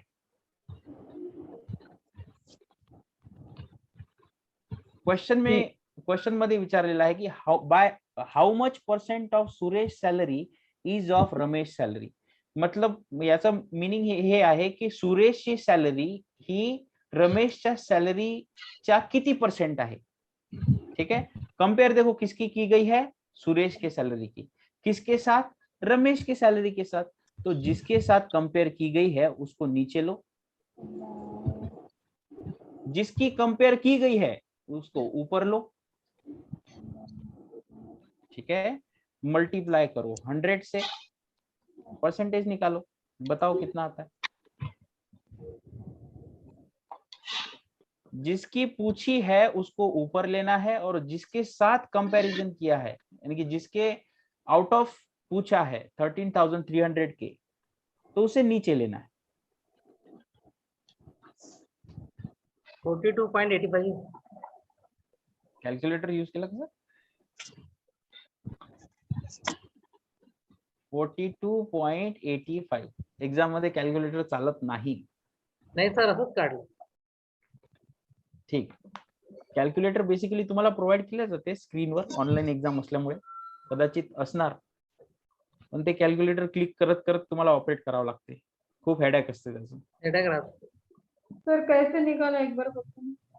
देखिए, सुरेश की सैलरी 5,700 रुपए है, रमेश की सैलरी 13,300 रुपए है. तो सुरेश की सैलरी रमेश के सैलरी के कितना % बनाती है? अगर मेरी सैलरी 5,700 है, आपकी सैलरी 13,300 है, तो मेरी सैलरी आपके सैलरी का कितना % बनाएगी? तो आपकी सैलरी तो नीचे आनी चाहिए ना, क्योंकि मुझे इसमें से ये कितना % है निकालना है. जैसे कि 400 में से 220 मार्क मिले, राइट, पिछला वाला क्वेश्चन 400 में से 220 मार्क मिले. बस उसी तरह रमेश की सैलरी से या रमेश की सैलरी का मेरी सैलरी कितना % हिस्सा बनाती है, तो ये आना चाहिए 42.85%. क्लियर?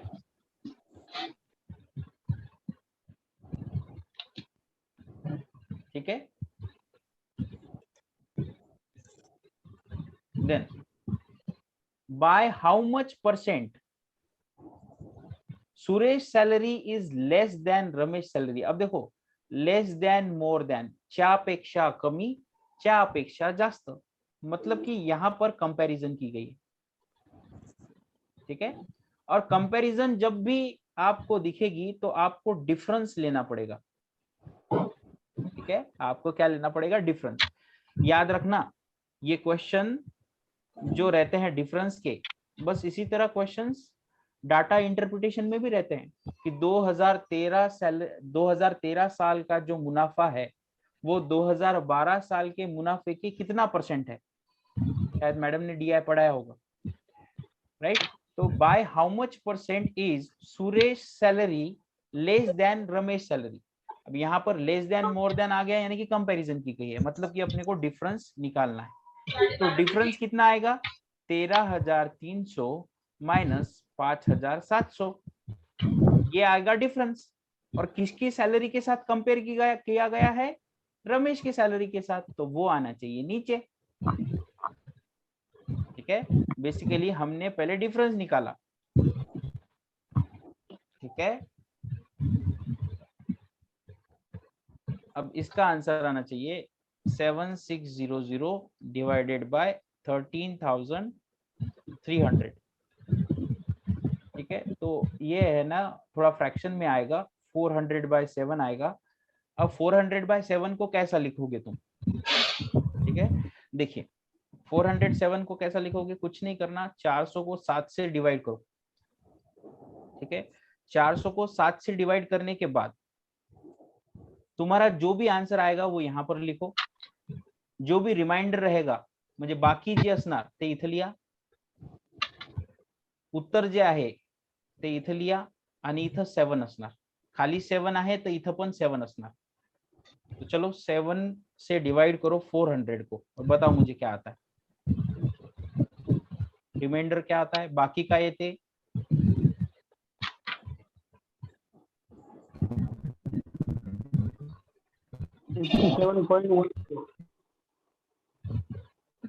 फ्रॅक्शन मध्ये आन्सर माहित करायचा आपल्याला. फ्रॅक्शन मध्ये आन्सर 57 1/7 असं आन्सर यायला पाहिजे. कारण की जर याला 7 ने भागलं तर तुमचं उत्तर 57 येते आणि बाकी राहते 1. ठीक आहे. तर जी बाकी आहे ते आपण इथे लिहिली आणि जे उत्तर होतं ते आपण इथे लिहिलं. ठीक है.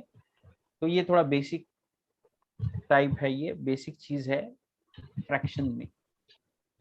मला वाटतं याला पूर्णांक युक्त अपूर्णांक काहीतरी म्हणतात.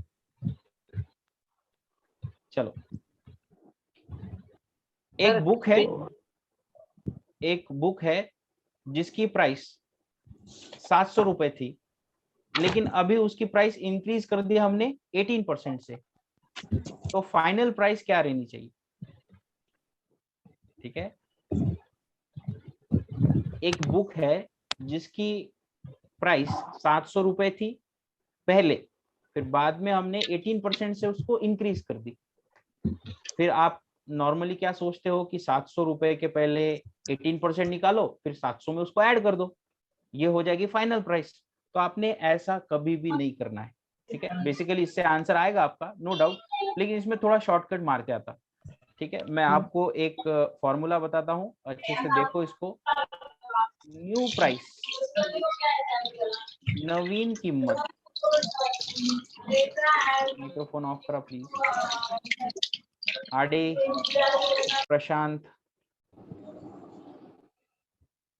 प्रशांत बी, जो भी नाम होगा, Prashant B. New price is equal to old price means जुनी किंमत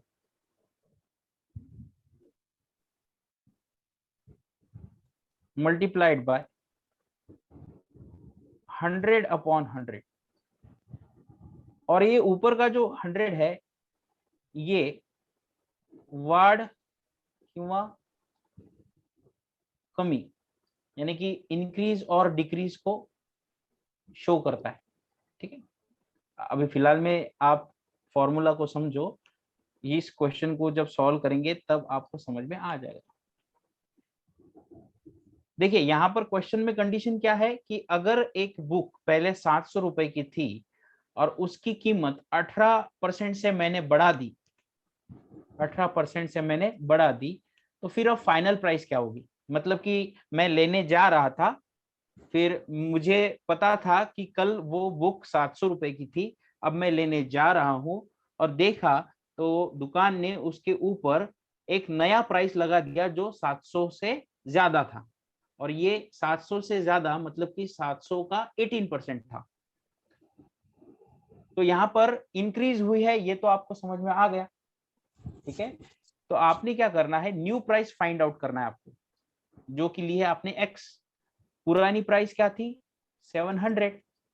अब जो नई प्राइस है वो 100 में ऐड करनी है, मतलब कि पहले 100 थी, अब वो कितने परसेंट से बढ़ी है? 18% से. तो आपने क्या करना है, 100 + 18 करना है ऊपर, डिवाइडेड बाय 100 रखना है. तो ये 700 मल्टीप्लाइड बाय 118 डिवाइडेड बाय 100. अब ये कट हो जाएगा, तो सिंपली आप करो 7 × 118, तो इसका जो आंसर आएगा वो आ जाएगा 826 रुपीज. अब आपको कुछ ऐड करने की जरूरत नहीं है, डायरेक्टली आपको आंसर मिल जाएगा. देखो कितना सिंपल है. सिर्फ यहां पर ध्यान देना, 100 के साथ खेलना है. 100 के साथ इंक्रीज हुआ तो जितने परसेंट से इंक्रीज हुआ उनको ऐड करना है, देन डिक्रीज हुआ तो कितने परसेंट से डिक्रीज हुआ है वो भी आपको देखना है. ठीक है. क्लियर हो गया? सिंपल है. सर डिक्रीज हुआ तो माइनस कर. हाँ, डिक्रीज हुआ तो माइनस करो, इंक्रीज हुआ तो प्लस करो.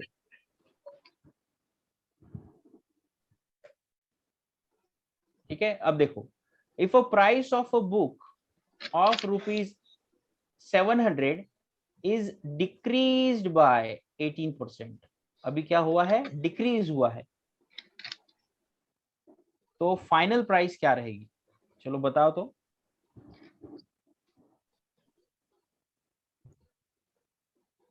$564.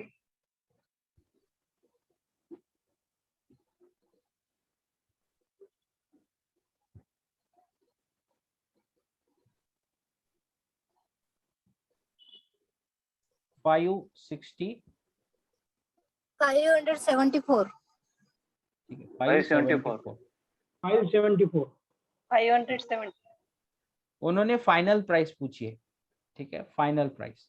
फाइनल प्राइस मतलब कि इधर आएगा x इज इक्वल टू पुरानी कीमत 700 इंटू डिक्रीज है 18% में, मतलब कि 100 माइनस 18 करना पड़ेगा, डिवाइडेड बाय 100 करना पड़ेगा।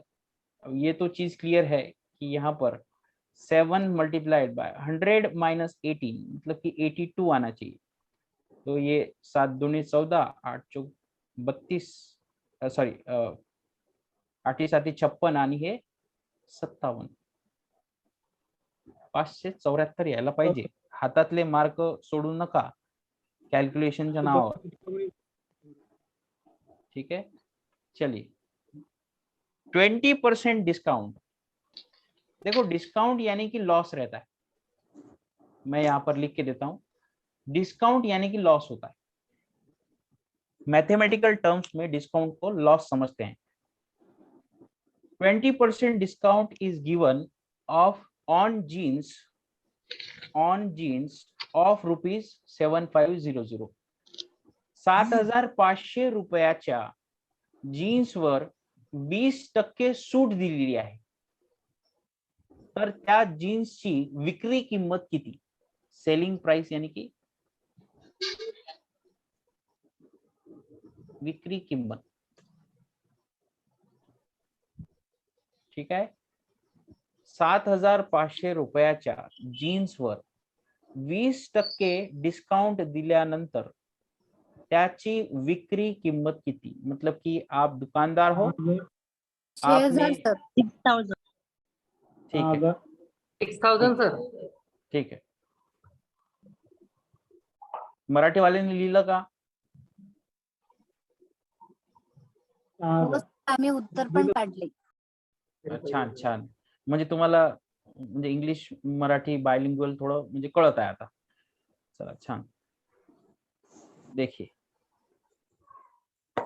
यहाँ पर आना चाहिए 7500 पुरानी कीमत, और उन्होंने डिस्काउंट दिया है, तो डिस्काउंट मतलब कि कभी भी क्या समझना, लॉस हुआ है, डिक्रीज हुआ है, तो 100 माइनस 20 करना पड़ेगा डिवाइडेड बाय 100, तो ये दोनों 0 कैंसिल हो गए, तो यहाँ पर 75 मल्टीप्लाइड बाय 80 आना चाहिए, ठीक है। तो यहाँ पर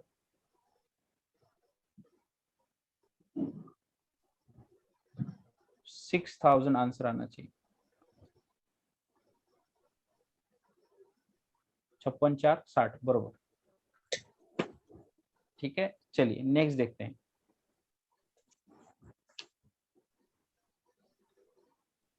ये क्वेश्चन देखने से पहले मैं एक क्वेश्चन लिखा के देता हूं, वो आप लिखो।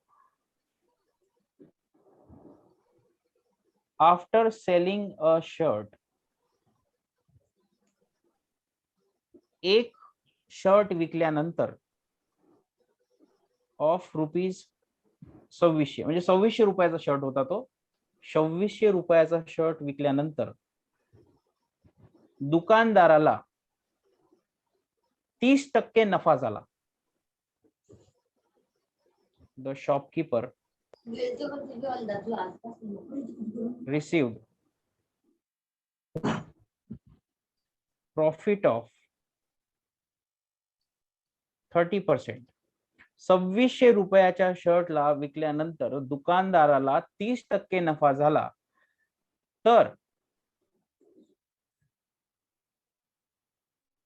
त्या शर्टची खरेदी किंमत किती?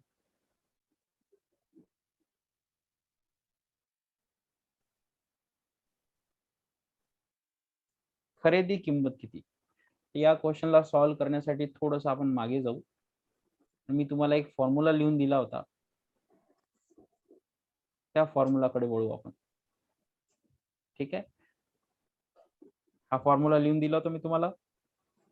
तर नवीन किंमत म्हणजे सेलिंग प्राइस, विक्री किंमत. ठीक आहे, विक्री किंमत. जुनी किंमत म्हणजे कॉस्ट प्राइस, खरेदी किंमत.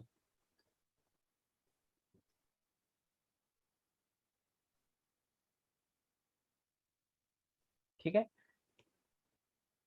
तर नवीन प्राइस म्हणजे सेलिंग प्राइस असते आणि ओल्ड प्राइस म्हणजे कॉस्ट प्राइस असते. मतलब कि मैंने 5 रुपए का पेन मंगवाया और मैं वो 10 रुपए को बेच रहा हूं, तो 5 रुपए ये हो गई उसकी कॉस्ट प्राइस, मतलब कि वो मुझे 5 रुपए में गिरा है, पुरानी प्राइस.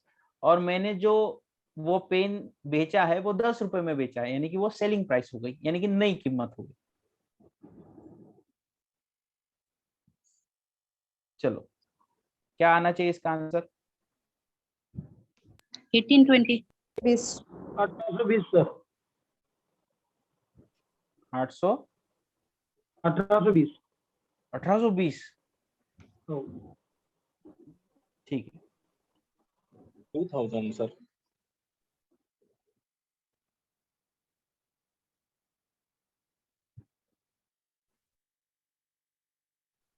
अब एक बात बताइए, अगर 30% उसको प्रॉफिट हो रहा है सर, तो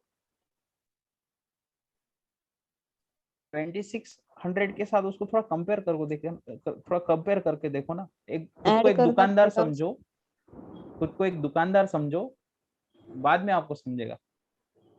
देखिए सिंपल सा है, 2600 जो है वो नई कीमत है. उन्होंने कहा है after selling a shirt of ₹2600, उसने सेल किया है ना 2600 से, उसने सेल किया है, यानी कि ये क्या होगी, सेलिंग प्राइस होगी ना. क्या हो गई ये, सेलिंग प्राइस हो गई. सेलिंग प्राइस कहां पर लिखते हैं हम इक्वल टू के, लेफ्ट साइड में कि राइट साइड में, देखो तो फॉर्मूला में देखो एक बार, लेफ्ट साइड में लिखा है ना सेलिंग प्राइस को, तो 2600 यहां पर आना चाहिए. SP minus CP. ठीक है, और जो नई कीमत है वो मतलब कि जो कॉस्ट प्राइस, ये शर्ट उसने सेल किया 2600 में, लेकिन लिया कितने में वो अपने को पता नहीं, लेकिन सेल करने के बाद उसको 30% प्रॉफिट मिला है. मतलब कि 30% जो वैल्यू है वो उसका प्रॉफिट है. मतलब कि 30% की जो वैल्यू है उसमें वो 2600 में से अगर माइनस कर दी तो हमें पता चल जाएगा उसको प्रॉफिट कितना हुआ. तो 2600 is equal to x into, अब उसको प्रॉफिट हुआ है ना, तो यहाँ पर 130 लिखोगे आप, डिवाइडेड बाय 100. तो x की वैल्यू आ जाएगी 2600 इंटू 100 डिवाइडेड बाय 130. ये शायद हे 20 चा भाग जाते, बरोबर, आणि हे 2000 रुपीज आने चाहिए. सर ते 130 कसे आले? 130 30% प्रॉफिट झाला ना. लॉस म्हणजे कमतरता, डिक्रीज, और प्रॉफिट यानी कि इंक्रीज. तो जब इंक्रीज होता है 3% करतो ना आपण, तर 30 डिवाइडेड बाय 100 करतो ना सर. मॅडम ते तर बेसिक कॉन्सेप्ट आहे, मी तर तुम्हाला फॉर्म्युलेच्या हिशोबानं शिकवत आहे ना. तर आपण जे 30% सांगितलेलं आहे तुम्ही, ते मग 100 मध्ये आपण 30च ऍड केलं तेव्हाच 130 आलं नाही तर. अच्छा अच्छा, त्यांनी 3% घेतलं. 3% नाही आहे, 30% आहे, 30. सर परत एकदा सांगा. बरोबर, परत एकदा सांगू. ठीक, काय प्रॉब्लेम.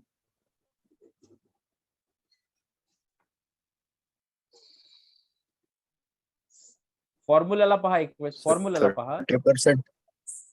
फॉर्म्युलाला पहा एक वेळेस, तिथं सेलिंग प्राइस आणि कॉस्ट प्राइस काय आहे ते पहिले पहा. ठीक आहे, एक थोडंसं होमवर्क करून घ्या. सेलिंग प्राइस कुठं लिहिलेलं आहे, कॉस्ट प्राइस कुठं लिहिलेलं आहे पाहून घ्या बरं. आणि त्यानंतर स्वतःला आता शॉपकीपर समजा तुम्ही. ठीक आहे, स्वतःला काय समजायचं, शॉपकीपर समजायचं. आणि या प्रश्नाला तुम्ही वाचा. After selling a shirt of ₹2600 म्हणजे तुम्ही 30% प्रॉफिट आहे. Just a second. After selling म्हटलंय सर. हा, सरांचं बरोबर आहे. ठीक आहे, after selling a shirt of ₹2600 म्हणजे 2600 रुपयाचा शर्ट तुम्ही विकला आणि विकल्यानंतर तुम्हाला त्यावर 30% नफा झाला. विकल्यानंतर तुम्ही त्याच्यावर 30% नफा कमवला, तर तो शर्ट तुम्हाला किती मध्ये पडला, तुम्ही किती मध्ये घेतला होता. ठीक है, तो देखो अकॉर्डिंग टू फॉर्मूला जो सेलिंग प्राइस है वो आनी चाहिए इधर. थोड़ा फॉर्मूला को तो देखो. जो सेलिंग प्राइस है वो 2600 आनी चाहिए. अच्छा अच्छा, सपोज देखो, चलो ठीक है, यहाँ पर आपको कंफ्यूज हो रहा है. ये आप हो दुकानदार और ये मैं आपके पास आया. ठीक है, ये मैं आपके पास आया. सर कोणाचं तरी म्यूट करायला सर, ते आवाज येऊन राहिला. प्लीज म्यूट करा. ये आप शॉपकीपर हो. Just a second. आप शॉपकीपर हो, आपके पास मैं आया हूं और आपने मुझे 2600 का शर्ट दिया है. कितना? 2600 का शर्ट. मैंने 2600 का शर्ट ले लिया. अब 2600 का शर्ट बेचने के बाद आपको 30% नफा हुआ है उस शर्ट पे. ठीक है, अब आपने किसी ना किसी कीमत पे उसको लिया तो होगा. पहले आपने परचेस किया होगा, बाद में मुझे सेल किया. तो इसके लिए यानी कि आपके लिए कॉस्ट प्राइस कौन सी हो गई, ये, और सेलिंग प्राइस कौन सी हो गई, ये. अब मेरा तो इसमें कोई रोल ही नहीं है ना. मैंने तो सिर्फ चुपचाप ले लिया है. जो ट्रांजैक्शन किया है वो आपने किए हैं, जो मुनाफा हुआ है ये आपको हुआ है. तो नई कीमत क्या होनी चाहिए? 2600. पुरानी कीमत पता नहीं. अब इसमें 100 में अपन प्रॉफिट हुआ है इसलिए 30 को प्लस करेंगे, डिवाइडेड बाय 100 करेंगे. तो ये 2600 इंटू 100 डिवाइडेड बाय 130 आ जाएगा. अब अगर 260 डिवाइडेड बाय 13 करो तो ये 20 आना चाहिए. तो आंसर आना चाहिए 2000. मतलब कि ये जो 30% प्रॉफिट लेने के बाद वो 2600 रुपए हो रहे हैं. और जो बेस प्राइस है, बेस प्राइस यानी कि जितने में तुमने वो शर्ट खरीदा था, आप दुकानदार थे तो आपने वो 2000 में खरीदा था. ठीक है, होलसेल प्राइस. टैली के लिए एक काम करो, 2000 के 30% निकालो तो 600. 600 आहे ना. मग 2000 मध्ये जर 600 ऍड केले तर किती होते? 2600. 2600 तर तुमची सेलिंग प्राइस होती.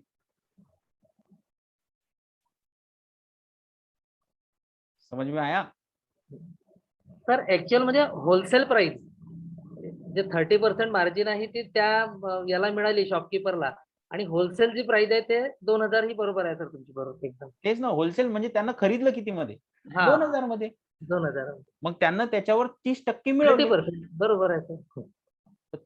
2000 चे 30% किती होतात? 2600 रुपये. म्हणजे त्यानं सेलिंग प्राइस 2600 ठेवली होती.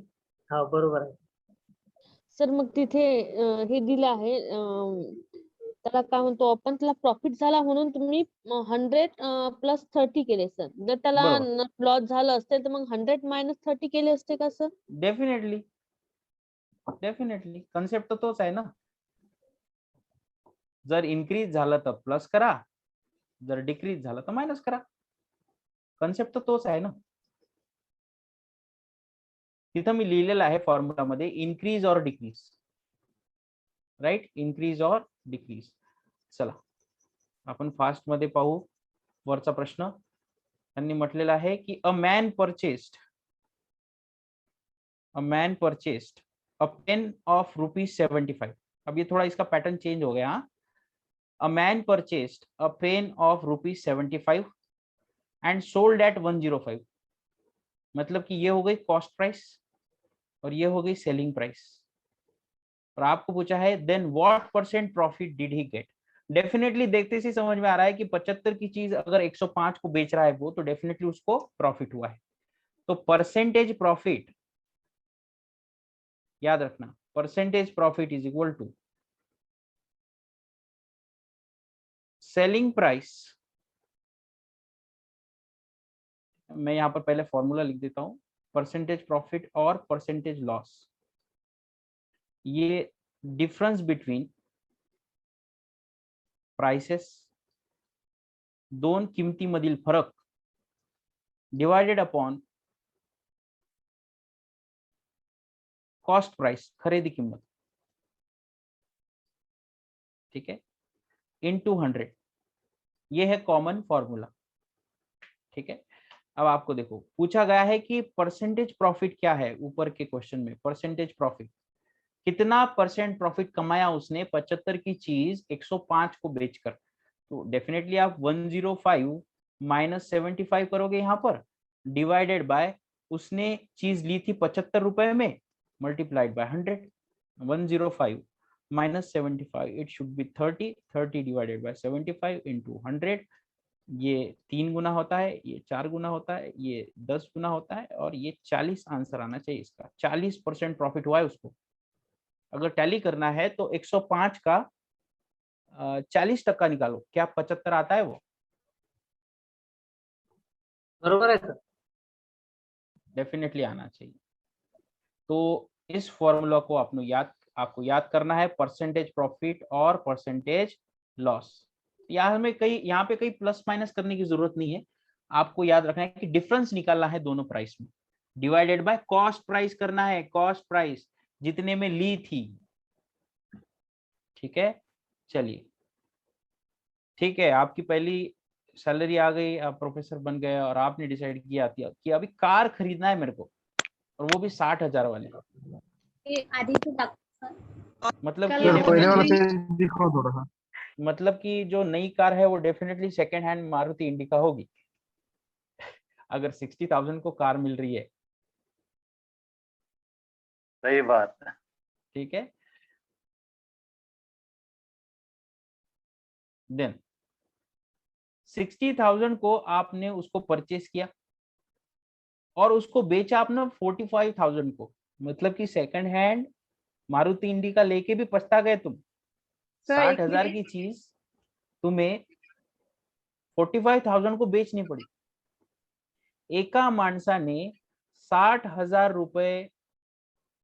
रुपयांची कार खरेदी केली आणि 45,000ला विकली, तर त्याला शेकडा नुकसान किती झाले? 25%।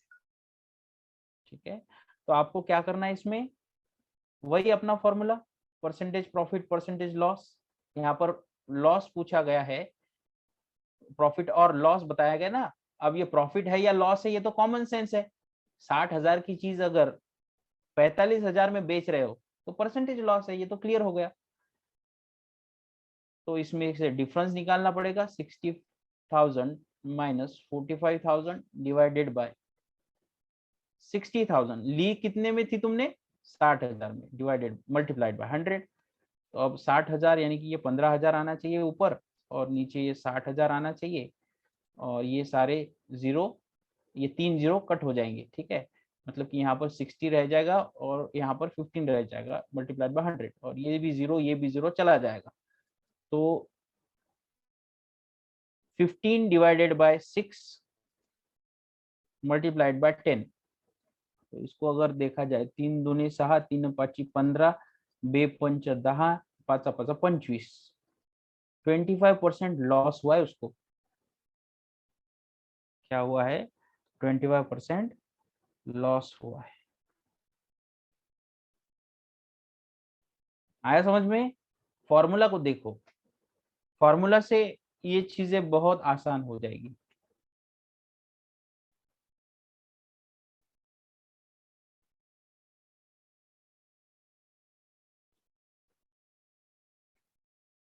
ठीक है, अब देखो, अब जो आपके सामने आ रहा है वो है डबल डिस्काउंट। खूप गर्दी होऊन जाते जर एखाद्या शॉपकीपरनं म्हटलं की डबल डिस्काउंट देऊ राहिलं, बघ लेडीज तिथं चालले जातात, डबल डिस्काउंट भेटत आहे। तो शॉपकीपर ने पहले 20% डिस्काउंट दिया, एका दुकानदाराने पहिल्यांदा 20% डिस्काउंट दिला, ते पण 4200 रुपयाच्या बॅगवर। मग त्याच्याजवळ लोक कमी येत होते तरी पण त्यांना असा विचार केला, ठीक आहे मला अजून 30% डिस्काउंट द्यायचा आहे, म्हणजे आधी 20% दिला मी, आता 30% डिस्काउंट दिला, तर मग आता त्या बॅगची किंमत किती झाली? आता ती सेलिंग प्राइस म्हणजे त्या दुकानदारासाठी तर ती सेलिंग प्राइसच झाली ना, आणि तुमच्यासाठी ती कॉस्ट प्राइस झाली।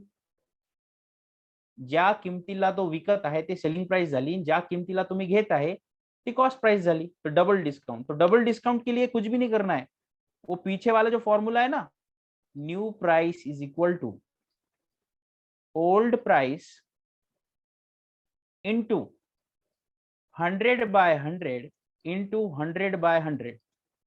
ये पहले डिस्काउंट के लिए, दूसरे डिस्काउंट के लिए, ठीक है, ये पहले डिस्काउंट के लिए, ये दूसरे डिस्काउंट के लिए। तो न्यू प्राइस अपने को पता करना है x, ओल्ड प्राइस क्या थी 4200, उसके ऊपर पहला डिस्काउंट क्या था 20, तो 20 यानी डिस्काउंट, डिस्काउंट यानी लॉस, 100 - 20 आना चाहिए 80। बाद में उसने फिर से 30% डिस्काउंट दिया, मतलब कि 70/100।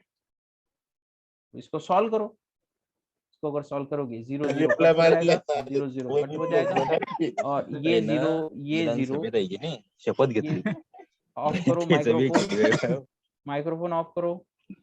विधानसभा विधानसभा वाले सर प्लीज माइक्रोफोन ऑफ करिए, ठीक है। 42 मल्टीप्लाइड बाय 8 मल्टीप्लाइड बाय 7, 8 7 56 होतात। 42 इंटू 56, ये आना चाहिए 2352 रुपीज। कितना आना चाहिए 2352 रुपीज। कितना सिंपल है देखो, ठीक है। बस कुछ नहीं करना है, यहाँ पे जो वैल्यूज है उनको देखना है, और इनकी वैल्यूज समझने के बाद आपको सिर्फ देखना है कि डिस्काउंट है, बस 100 - 20 80, 100 - 30 70, यहाँ पर आ जाएगा 80, यहाँ पर आ जाएगा 70। बस सीधा सीधा कैलकुलेशन करके आंसर निकालो। अब सिर्फ सेलिंग प्राइस में और कॉस्ट प्राइस में आप कंफ्यूज नहीं होनी चाहिए, नई प्राइस और ओल्ड प्राइस अच्छे से समझनी चाहिए, क्योंकि मैक्सिमम बार क्या हो जाता है कि इतना डिस्काउंट दिया, 40% 20% डिस्काउंट दिया, 30% डिस्काउंट दिया, और उसकी फाइनल प्राइस अब 4200 है, तो बताओ उसकी ओल्ड प्राइस क्या रहेगी? ऐसे भी क्वेश्चन आते हैं, ठीक है। यानी कि कॉस्ट प्राइस क्या थी उस सेलर के लिए। तो कभी भी याद रखना, खुद को रखना है क्वेश्चन में कि आपको अगर ये चीज 42 को बेचनी है और उसके ऊपर आपने 30 और 20% ऑफ किए हैं, तो आपने वो चीज जिस कीमत में बेची होगी या जो नई प्राइस होगी वो क्या होगी, और ये चीज लेने के पहले किस कीमत में आपने ली होगी वो आपकी क्या हो जाएगी, कॉस्ट प्राइस होगी। आपके लिए क्या हो जाएगी, कॉस्ट प्राइस, और ये क्या हो जाएगी, यहाँ पर आने वाली सेलिंग प्राइस हो जाएगी, ठीक है, ये हो जाएगी selling price. Clear?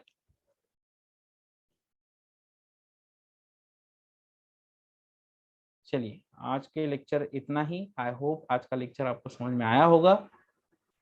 Thank you sir. अब हम कल मिलेंगे।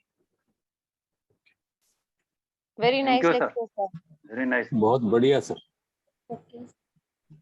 Thank you sir. Thank you, thank you, thank you. Thank you sir. Thank you sir त्यांचा ओके एवरीवन। आपले व्हिडिओ सगळे सुरू करायचे फिक्स घेऊन घेऊ आपण group sir. Thank you sir. Okay everyone, have a nice evening. Sir Okay. Thank you Shubham sir. Shubham sir. हा sir बोला. सर ते फक्त मगाशी एक जे होतं ना आपल्या याच्यामध्ये ब्लड रिलेशन मध्ये, हा B is the only child of C is हा ग्रँड थर्ड वाला क्वेश्चन. हा ते जर सर प्लीज चांगलं सॉल्व्ह करून म्हणजे असं हे टाकून जर ग्रुपवर टाकलं तर बरं होईल सर. ठीक आहे मी ते सॉल्व्ह करतो आणि फोटो सेंड करतो. फक्त तुम्ही एक काम करा, डायग्राम काढून करा डायग्राम. नक्कीच फक्त तुम्ही एक काम करा, मी तुम्हाला एक होमवर्क देतो, ते कॉमाच्या अगोदर पूर्ण वाचा. जी सर. त्याच्यात तुम्हाला 3 लोक दिसतील. सर एक रिक्वेस्ट आहे सर. हॅलो सर एक रिक्वेस्ट आहे. बोला. सर जे क्वेश्चन देताना त्याचं मराठीत भाषांतर करा तर बरं राहील सर. हो सर, आमच्या मराठी मीडियम स्टुडंट असाइनमेंट देताना त्याला मराठीत केलं तर फार बरं राहील. आय थिंक मी असाइनमेंट इंग्लिश आणि मराठी दोन्ही मध्ये मिक्स. हो सर, आतापर्यंत मला मराठी आणि इंग्लिश मध्ये आले सर. मी मराठीवर पण घ्यायला. हो सर. घोडेस्वार सरांकडून बायलिंग्वल भेटणार, काय प्रॉब्लेम नाही. सर हे ब्लड रिलेशनचे मराठी शिवाय समजत नाही. हो बरोबर आहे. Marathi English blood relation. Sir एक क्वेश्चन होता.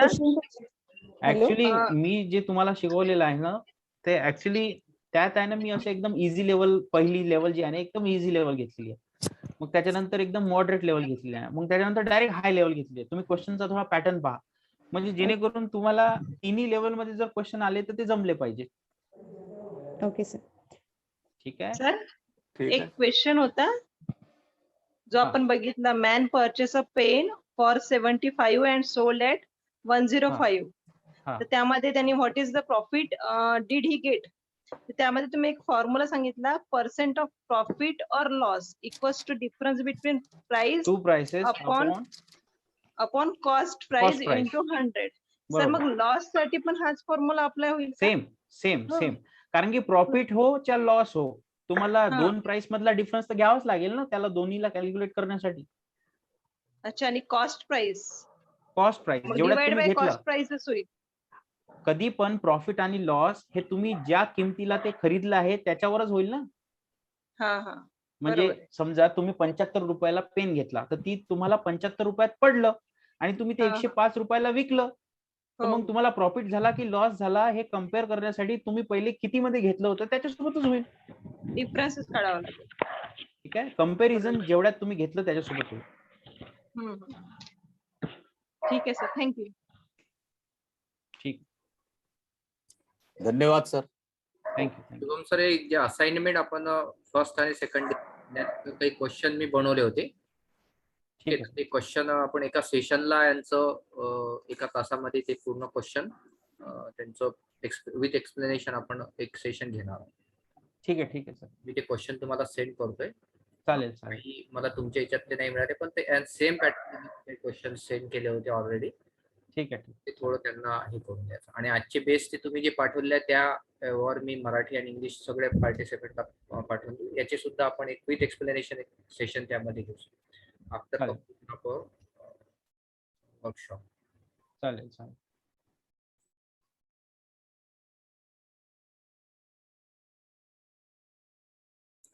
साना मॅडम प्लीज मीटिंग लीव करू शकतो सर? Yes sir. ये कर दीजिए.